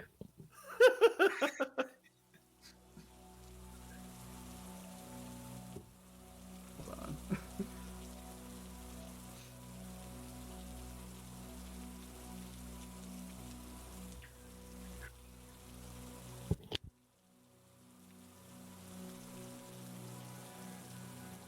So, oh man, I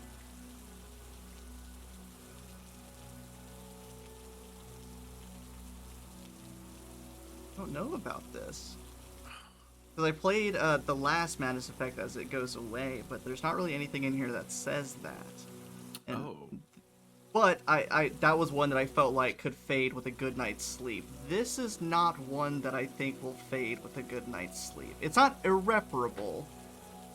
And maybe Agnes could whip up a concoction for you to maybe help. So for the time being, we'll say, you can maybe just search out a cure or what have you. And I'll let Bradley do with this what he will. The description of the metal suit. It's not just like something you can visualize. It is something you can imagine, and you have a memory of it. You have a sensation of what it's like in that suit.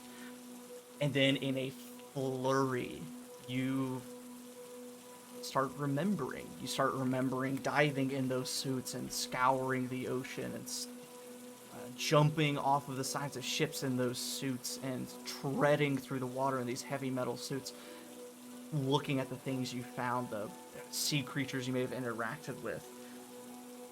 And it all hits you like a damn truck, all at once. Just fast slideshow of all these memories. To the point where, as this says, you've seen too much. It all happens too fast and it all comes back to you too fast. And your wisdom score is reduced by 1. Oh no. Hey, -2, boys. There it is. Oh,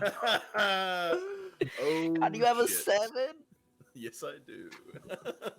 And with the way this is worded, you could likely find, or at least contract Agnes to make a poultice of some kind, a potion, something that's essentially almost like it has anti-anxiety effects, something to calm your mind, something to relax all of that. But for the time being, it's all just kind of hit you, and your mind's working too fast almost.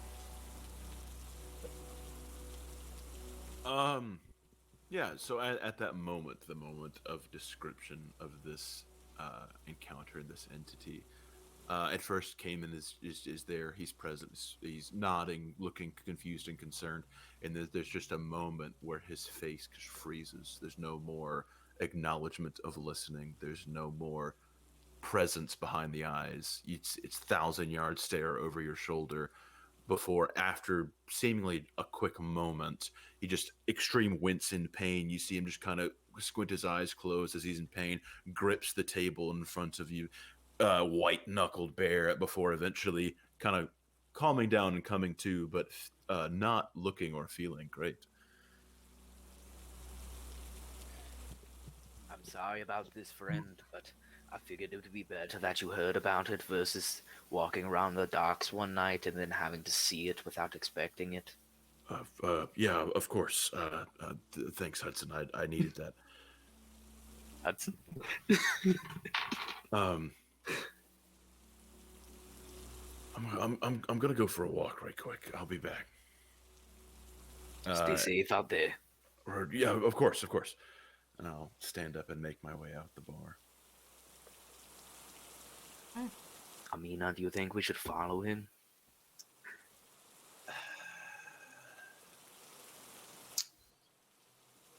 We should keep an eye on him.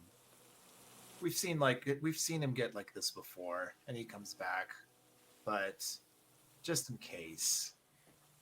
Like she knows that like this sort of thing has happened before, and like it's okay, but it doesn't make her any less worried. Yeah, typically when we've seen him like this, it's out when we're out in the middle of nowhere. When he's wandering around, he's less likely to run into anybody who might recognize him. But I feel as though after the estate, well, people may be looking for us. It's quite possible. Yeah, especially here. We should probably keep an eye on him. Do you want to go by yourself since you're a little better at staying hidden, or should I go with you? Honey, you need to rest. Look at yourself. You look like shit. That's awful. I can drink to that, Amina. Good luck watching over, Kamin. You grab out with the arm that's like sprained and nearly broken. You pick up the pine and you'll drop it.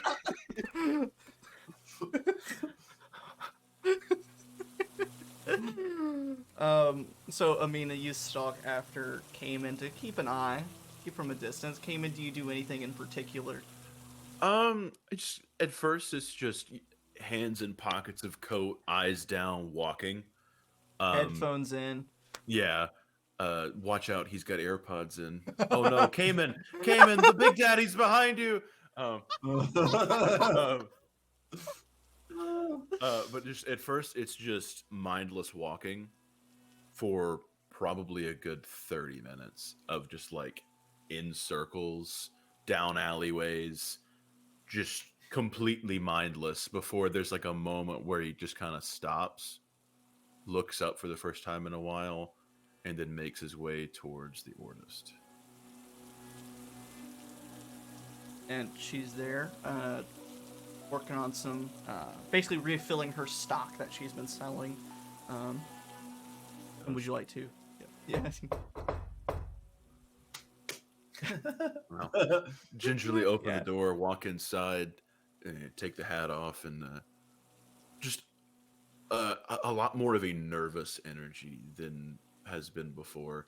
Kind of looking over his shoulder a little bit, like walking in. I hate to be a bother, but well, cut to the chase. Do you have anything that could help with some kind of horrible headache?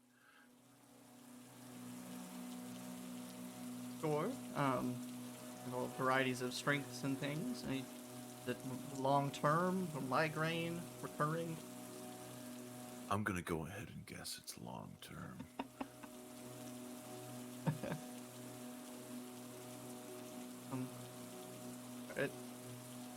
Especially after just a day or two before having this whole talk of like infections and parasites, she just sort of hesitates for a moment and says, "Is everything all right?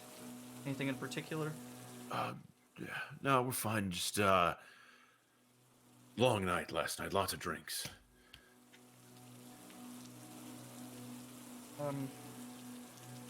Sure. And for flavor, Bradley, she essentially gives you like sort of mild Vapor painkillers. rub. Yeah, some very mild things. 10 gold pieces if you've got it. I do have that. Yeah. essentially a week's worth of just, and then you can go back and get some more. And while it won't necessarily have a mechanical effect because it is a fairly small and light dose of things, you can roleplay it a little bit differently with that in mind. I'll just grab it, nod, thank her, and make my way back out. Perfect. Anything else? No, probably just, well... Because we can get to wrapping up Sludig's downtime and then Kamin's downtime, and it'll be good too. Oh, yeah, I'm done. Wrap up. Yeah, and that's kind of one of the other things with trying to keep downtime short, is that way that you can still have stuff to do during not while resting and healing and whatnot. Sludig, and yes. I spent some hit dice with my short rest. Okay. And got 23 points back using my barbarian hit dice. Awesome. Those thick hit dice. Thick. Speaking of those thick hit dice, how more white can I say that?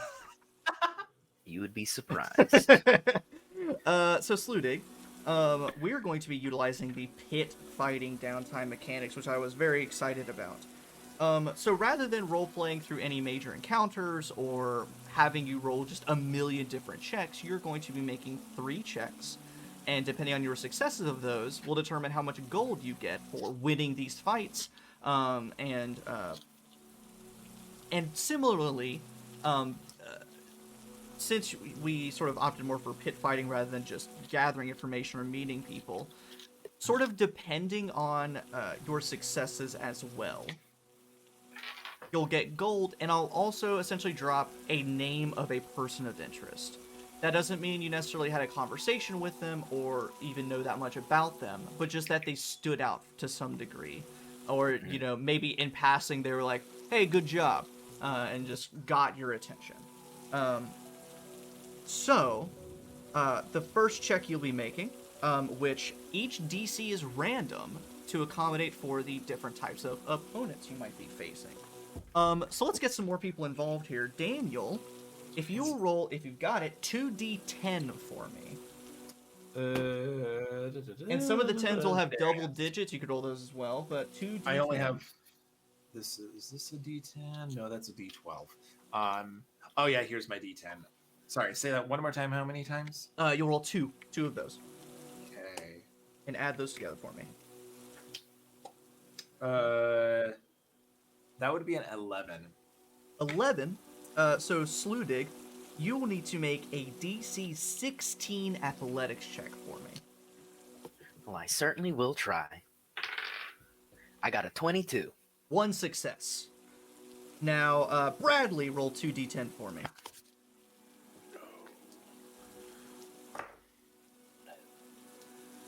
Am I adding these numbers together? Yes.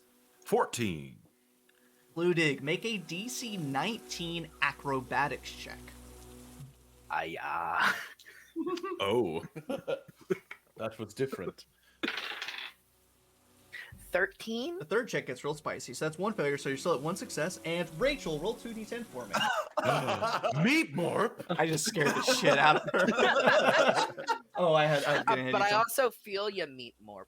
My head emptied too when he called me Hudson. I was like, that's not my... Oh, yeah. I remember him saying that like once before, like a flashback or something, and so I had written it down, but then you said it again. I'm like, oh god, now other people know. Write that down, write that down. That was a 10, so Sludig, this is going to be an interesting roll for you.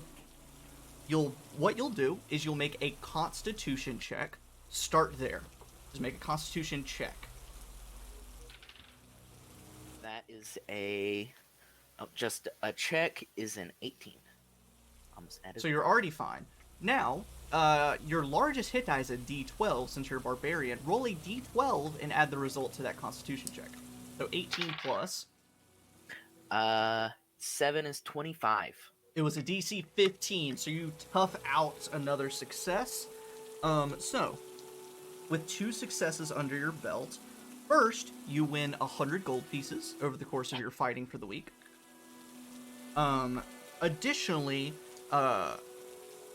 you learn a little bit more. I'll let you decide. Would you like to know a little bit more about Tug, the captain and proprietor of this sort of organization, one of the opponents you faced against, or one of the frequent gamblers that come to bet on the fights? You can pick two of those. I'll go with Tug and one of the frequent gamblers. Okay. So Tug is the former captain of this ship. And where did Tug's index card go? Oh, there they are. Tug is non-binary, having very short cropped platinum hair. Tug is old at this point. Tug, maybe they're in their mid 60s, late 60s. We say 69 for the fun of it. Hey. From what you saw of Tug, they mostly stuck to the outskirts of all the fights, didn't really talk to too many people, however, had a very, captain, confident air about them. Contrary to literally everything else about Driftchapel, Tug was a very bright-looking figure with bright white hair, essentially white captain's coat that has been stained a little bit from wear and tear, with a matching, silver, almost threaded vest. And fairly light skin, reddened a bit from being out in the sun. So a very bright figure, and then at their hip is a just abnormally shiny silver saber. And you can't tell if it's actually silver or if it's just very well kept, and if it's shiny because they keep it well kept, or if it's just never used. And always smoking from a pipe that has been hand-carved from local driftwood. But always kind of staying to the back of things. And you notice some of the vibes is that people aren't afraid of Tug, and people more respect and admire Tug, but there is sort of a sense of, they're the boss.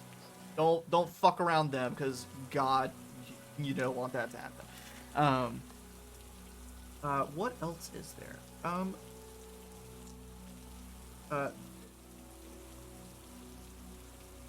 save that for later.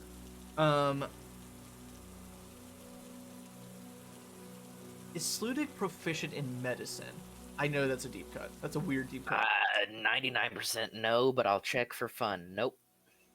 Alrighty. So that's kind of what you get about Tug.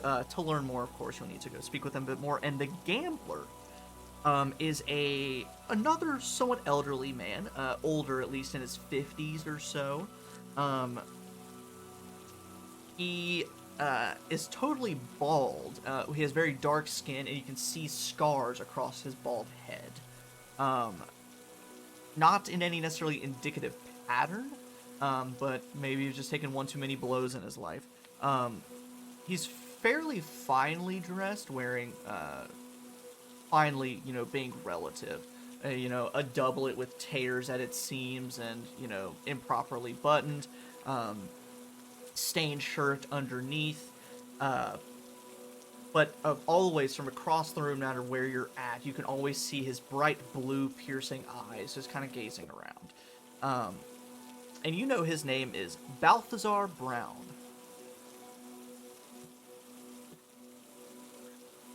And I will give you a freebie, and this is for everyone too.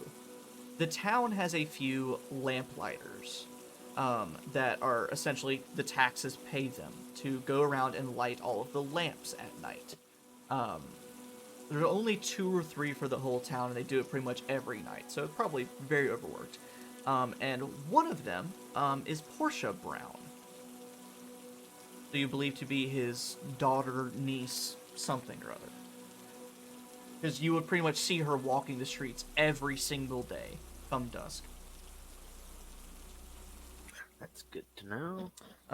And he's there every night betting. He never fights. He just places small bets every once in a while. It's more of just a leisurely, show up, place a few bets, bring a drink or two. And yeah, you learned that. You made 100 gold. You fought. And the names... do you go under any alias? You have a wrestling name? I thought of one while I was at work today. Good, what is I was it? at work. I can't remember. Oh, I damn was it. at work. And like, as I was saying earlier, hectic day. That's fine. Okay. You want chat to decide? They'll come up with something terrible, Drew. Don't let them Richard, do it. you've done me good work. What is my stage name? Yeah, Richard, what is Sludig's WWE ring name? Sludig blank Bjornhart. I'm excited. So I yes. my fate to the gods. Well, we'll see what happens. We'll go ahead because it's starting to get late. We'll move on to Kamin, and do his selling and stuff. And even so, because this is this is such a low magic setting, we're effectively using sort of a watered down version of the selling a magic item thing. Just because effectively selling a magic item would be nearly impossible here at the appropriate prices, and selling a fine item, yeah, it can be accomplished just with some work. So you're selling the bayoneted rifle that is finely engraved and well taken care of, and the scaled and hide armor that Aveline was wearing. So of course, like you said, avoiding people who might recognize it, avoiding first finding people who can maybe afford it, 2 finding someone who will recognize it, 3 finding people who will not try to pull the wool over your eyes and say like, yeah, I'll give you 10 gold for it. So of course it takes some time getting a lay of the land and where the people are. So effectively, you'll be making a persuasion check, and it will determine the rate at which, or the offer you get. So it is a persuasion check. I can do that. Yep. Go for it. Man. 26. I knew it. I want the world. Give it to me. I like to imagine that you start picking up like, there are a lot of people leaving with a lot of money at this one ship at night at like 2 o'clock in the morning. Must be some illegal gambling or something. I imagine you meet up and be like, hey, does anyone want to buy something? And Sludig walks out carrying a bag of money. Do I hear them, overhear them calling him by a different name as he's walking out? I don't know. We'll find out. I don't know, Richard. Hey, great job tonight in the ring. Redacted. You know how the cursing noises in SpongeBob are just like dolphin noises? The superior Sludig, the Crushinator, Tragedy Incarnate, Feast of the Wild, Drew, and Drew. Bjornhurt. That's I like that one. Bjornhurt. I'll let you decide, Drew. What you talking about? It's all of them. So Long and stage name, especially Drew. If they have to choose one, WDB. I gotta write that down though. Those are all good. Kamin, you are able to sell the rifle to an individual who does a lot of frequent gambling in town. And so they're not noble or royalty by any means, but they have money. Just because neither am I. Exactly. And you trust them to they're keen, so they're gonna probably try and sell it later, or collect them. Not sure exactly, but you're able, especially since they're a gambler, they have a lot of extra winnings at their disposal. So you kind of learn like, okay, I can talk them up a little bit. So the rifle, which could go from 100 to 150 gold. I need to pull out my calculator here. I mean, my abacus here.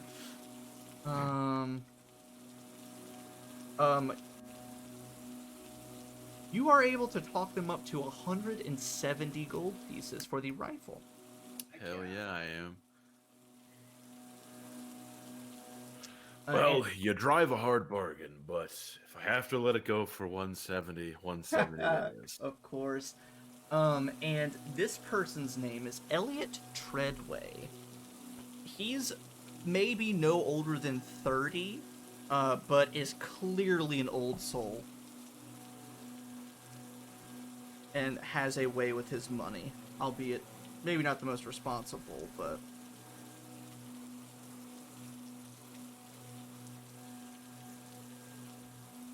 So this is happening at the Trawler Brawlers. Yes. Okay, cool. And then you're like, wait, Sludig, what are you doing? Well, how do you think I was supposed to pay for that potion? It's not like I have that many skills. That's what I'm doing right now. So I understand entirely. Yes. Hey, so if you want to place any bets, not me. That could be arranged. And also, since this person's not as interested in this sort of homemade, handmade armor, so make one more persuasion check. The dice giveth, and the dice taketh away. That would be a natural one. Oh man, what's the total since you're charismatic? 9. Oh, okay. However, it is not totally lost, and you could opt not to sell it to this person. You meet a fighter, a mercenary, a hired hand that arrives in Driftchapel. Of course, like you all, traveling across the country, traveling along the withered road, searching for work, searching for ways to get involved and make some coin. Now, they have just finished an escort or finished a job escorting someone to Driftchapel, and so they have a bit of coin to spend. However, not that much coin to spend. Let me double check the, yes. So, typical metal scaled armor, at least during the days of the Crusades, went for about 45 gold pieces. This is a handmade set of armor, made out of some kind of fish, amphibious, or reptilian hide, lined with other types of scales and furs and whatever else. So it's high quality and interesting, but albeit handmade. So they offer pretty much what they can at 25 gold pieces. And so you can either choose to sell it to this mercenary or save it, wait till later.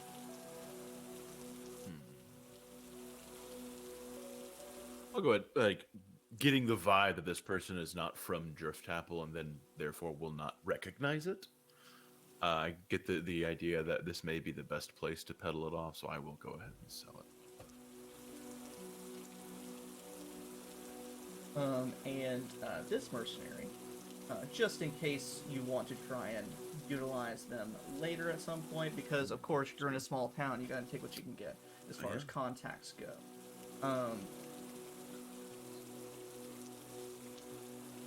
What do your eyes see? Slug him, Bjorn hurt. That's a good one. That's a really good one. That is my favorite one. God, consistent gold.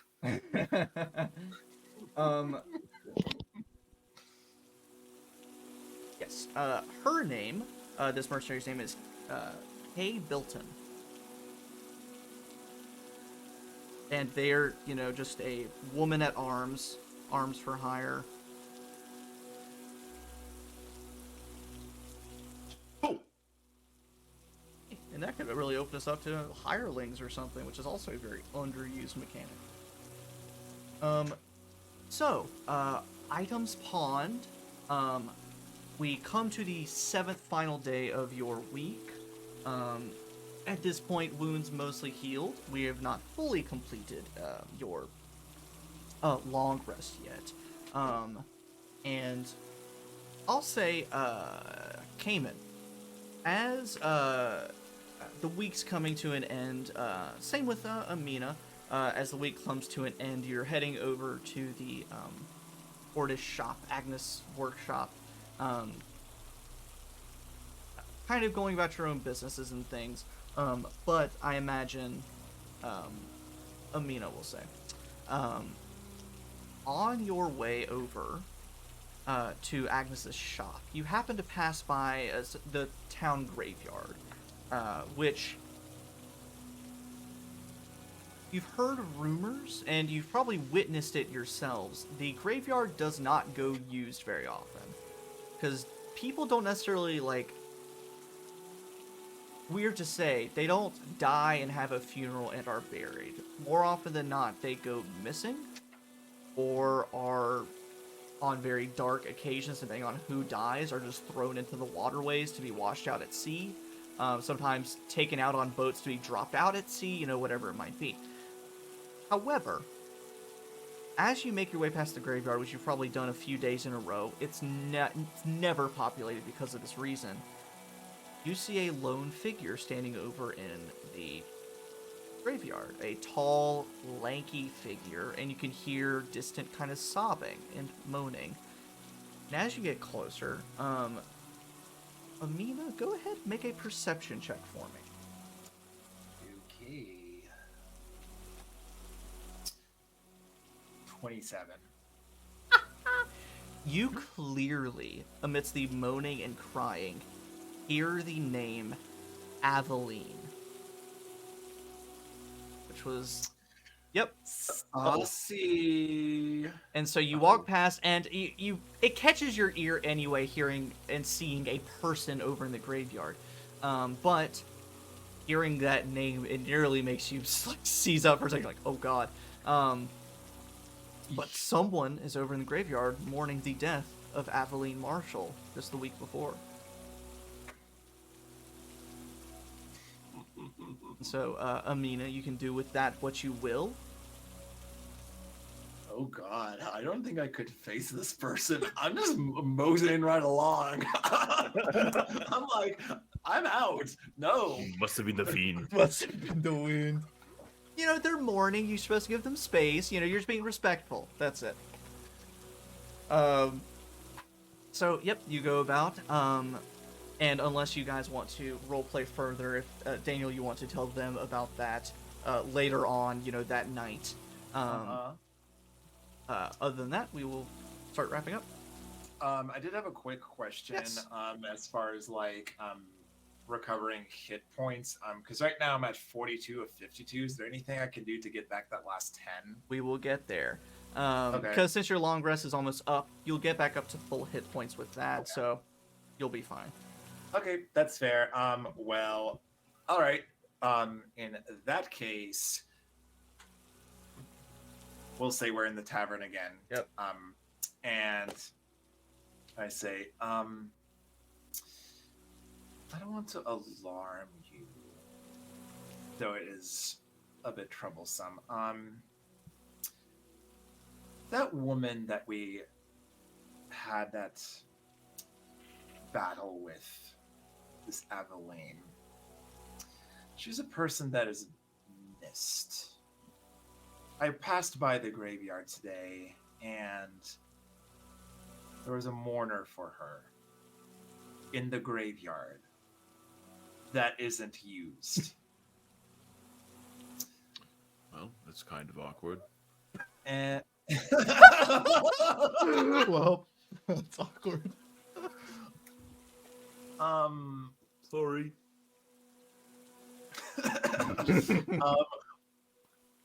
I'm trying to be serious. I'm sorry. Roleplay.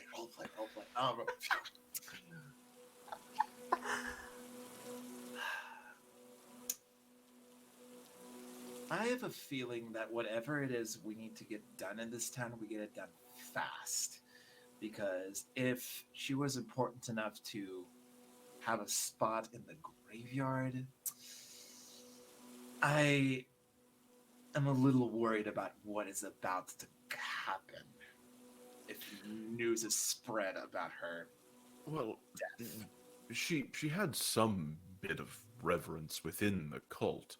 It's highly possible that this could be a fellow cult member mourning her passing.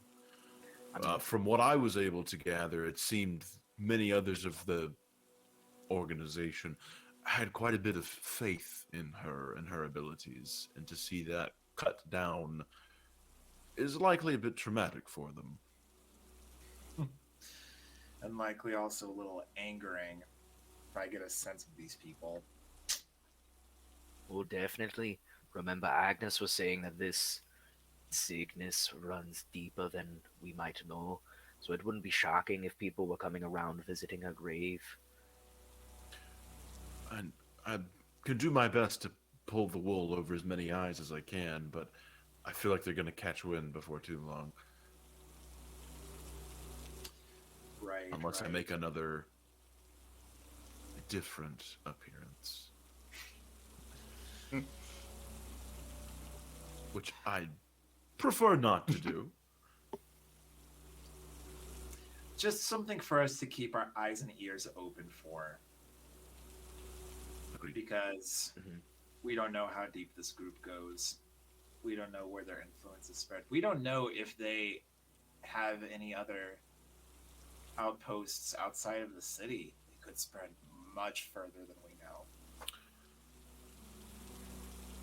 I don't know enough about the surrounding area to know whether or not they'd have Just any. let's be on our toes. I know we say that often, but My toes are getting a little tired. But So, Joke's on you. That's what Sludig works out on Tuesdays. It's Calves. toe Oh, day. it's just toe day. It's Toe day. Toes Day. Toes day. Boo. So with that, so we'll finish up long resting stuff. So first off, everyone, you regain hit points. So your maximum hit points, you go back up to max. So whatever you're at, boom, back up to full. Additionally, I know for at least Daniel, you get all your spell slots back. After your long rest is done, you've had a week of studying and getting components back together and whatever else. Cast spells again, pretty much. Your hit dice, you regain half of the hit dice you've spent. So if you spent 4 hit dice, if you have 4 less than your maximum, you regain 2. If you spent all of them, you regain half of your hit dice back. For Drew, as a multi-class, you kind of have a unique I only thing. spent 2, Okay. so I get my 1 barbarian back. Nice. And so, yeah, in the future, every long rest, you regain half of the hit dice you spent. So, you could go weeks without a long rest, but, eventually it'll start to catch up a little bit. Sort of like your body's natural healing starts to give out, so you need to stop and tend to yourself. Take a day off, relax, get a mani-pedi, go to the spa. Soak your toes in the dirty seawater. Yay. No. No, I'm good. You regain rages, you regain all that fun long rest stuff. And on top of that, there's a lot of stuff we're going to be covering here in the next session, because I think all of you had multiple things you wanted to do, but we had to choose one for this week of downtime. But now, you're essentially restarting your adventuring day, and so you can go do as much as you want in whatever order you want and whatever else. You're free reign at this point. And so go ahead and start thinking about the different, the millions of avenues you guys have thought about and brainstormed. And on top of that, I wanted to wait until after the long rest to do it. For completing the milestone of the Battle of Birdsong Estate, you guys get to take a feat. Ooh. And so, Daniel, I will send you a list of those feats for you to pick through. Is feat plural? No, feat's not plural. And so, for people at home, that's kind of what we're doing in between level ups. They're level 8, so they're already, higher than the average adventuring party. And rather than leveling them up after each major landmark or major milestone, then they'd be like level 15 or 16 by the end of the thing. Rather spreading it out and doing, feats in between for each milestone, which I think is a very fun way to give a little bit of reward. So you guys can, yeah. Bradley loves those words of taking a feat or level up. I love the potential just flavor exposition that these can give. These. Like why you are now suddenly good at this thing. Yeah, and that's the other thing is think about what you did during your downtime, or maybe when you weren't out selling an item or out fighting people, what you may were like, Sludig was learning or trying to meditate. So maybe finding a feat that might symbolize that kind of thing. And so kind of, working with that stuff is always a lot of fun too. which I highly recommend. So that way, it's more storytelling, more narrative. I think that was everything. Long rest stuff. And so this next time we play, we'll be picking up and figuring out where to go from there. Any questions, comments, concerns? Shout out to the universe from my players. Peeps. Shout out to Logan for being so darn cute.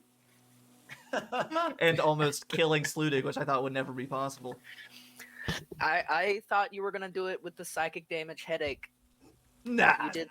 And like, Sludig dies in his room, and we have no idea. Yeah. So like, where are the next seen one? him Like, all I wonder week. where he is. My arm's swollen. God, Sludig, did you overdose? No. We've been here for 3 days, and you've already slipped into it. It gets infected, you die. That's it. You died of Driftchapel dysentery. You died of Driftchapel. That's it. That's it. You know how I said this was an infection? Well, he's infected, just in a different way. Oh man, thank you. I figured that we get into some of the deeper stuff of campaign. I like it. Also, how'd you guys feel about downtime stuff? How was that for everyone? Loved it. I liked it. It was a good narrative session. I feel like that is a good way to sort of keep it structured and give it some spice, like having the skill rolls and things to accomplish certain stuff. I 1,000,000% forgot a very fun aspect of it. I need Sludig and Kamin to both roll a d10 real fast. Your dice are still out. They are. What'd you get, Drew? Okay, Kamin, you're fine. Oh, thank God. Unfortunately, Sludig. Do our mana size go back up, by the way? By one die to Yes. size? So if your sanity die drop down at all, it goes back up one size. So Sludig, I think yours went down 1. It goes back up 1. I went down 2, but now I Went think down, I back got up 1. Which is a We're rather D8. Does mine go back down with this one, or is this other things? This is other things. I might keep it a secret for now. I will just go ahead and warn you. Characters involved in pit fighting must deal with their opponents, the people who bet on the matches, and the match's promoters. Every work week spent fighting brings a 10% chance of a complication. So we'll see what happens. We'll see who you made mad and Your wrestling arch nemesis. yeah, who is your villain in the WWE arc this season? I like it. Will I like it later? Who knows? But for now, I like it. I like it. Cthulhu shows up in a luchador mask, ready to throw down in a Speedo. You know what? And that's the day Sludig retired. El Cthulhu. Oh, God. Well, I guess on that note, we're done. We're done. We did it. I didn't pass out. I didn't fall asleep. Thank you. Remember, guys, if you're still here and in the chat, invite your friends next time. If each of you invites 2 friends to watch, we'll hit 30 and we'll do a giveaway. I always hate that logic. It's like, you and 1 friend, that means, you'll have 200 people by the end. I'm like, yeah, but come on, no one's gonna do that. I'm excited to give away some more copies of this stuff. Just because I have utilized the random tables at the back of this book for freaking everything. Basically, every encounter that happened tonight pulled from the book. And that was like vanilla for the most part of what's in the book. It gets weird sometimes. I love it. Oh, God. But, thank you, guys. As it says on my channel panels, we'll be back here in 2 weeks again, assuming that nothing crazy happens. None of us pass out or, lose our minds in the next 2 weeks. That would be bad. Be bad. Yeah, it's possible. Fingers crossed. Fingers crossed. If Drew, never mind. Oh, Hey, man. oh God. You're still here. Yeah, get some peeps. We'll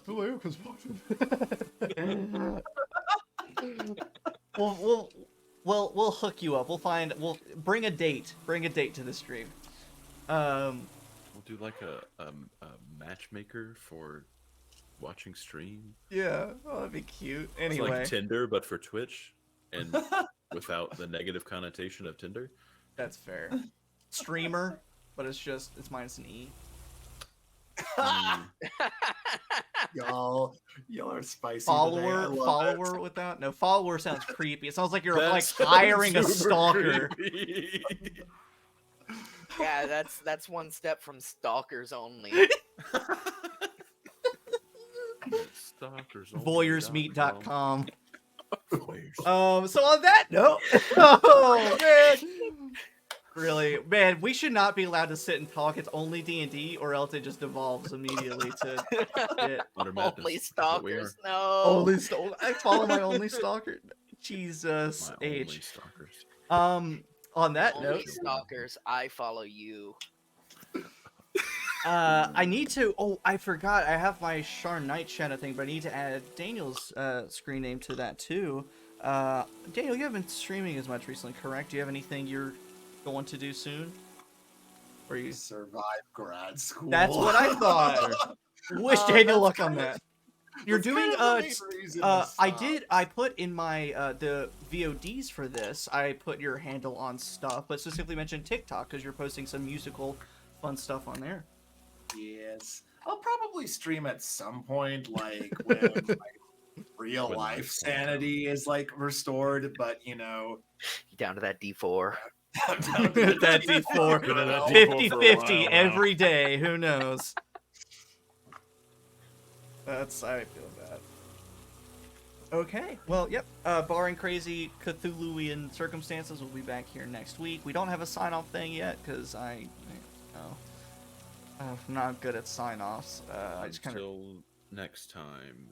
I'm gonna sign off with this wonderful meme that I'm gonna post in the Discord that no one else can see. If you want to be in the Discord, subscribe to my Patreon. You can join the Discord. Had the wonderful thought today. Driftchapel is just Stormalong Harbor from Marvelous Adventures of Flapjack. Have a wonderful night. You've ruined it. You've ruined it for me. But that's such a good show. Oh my god. Now I gotta make all the characters. Oh, Mr. Knuckles. We better run into Captain Knuckles or I'm gonna be upset. Hey! Oh god. Bobby! Oh God, Jesus. is that my rival? Come watch Sludig suplex Captain Knuckles. Oh my god, I'm dead. Alright, we will be back here in 2 weeks. Watch my Sharn stream on Monday, blah blah blah. Bye, good night everybody. Bye.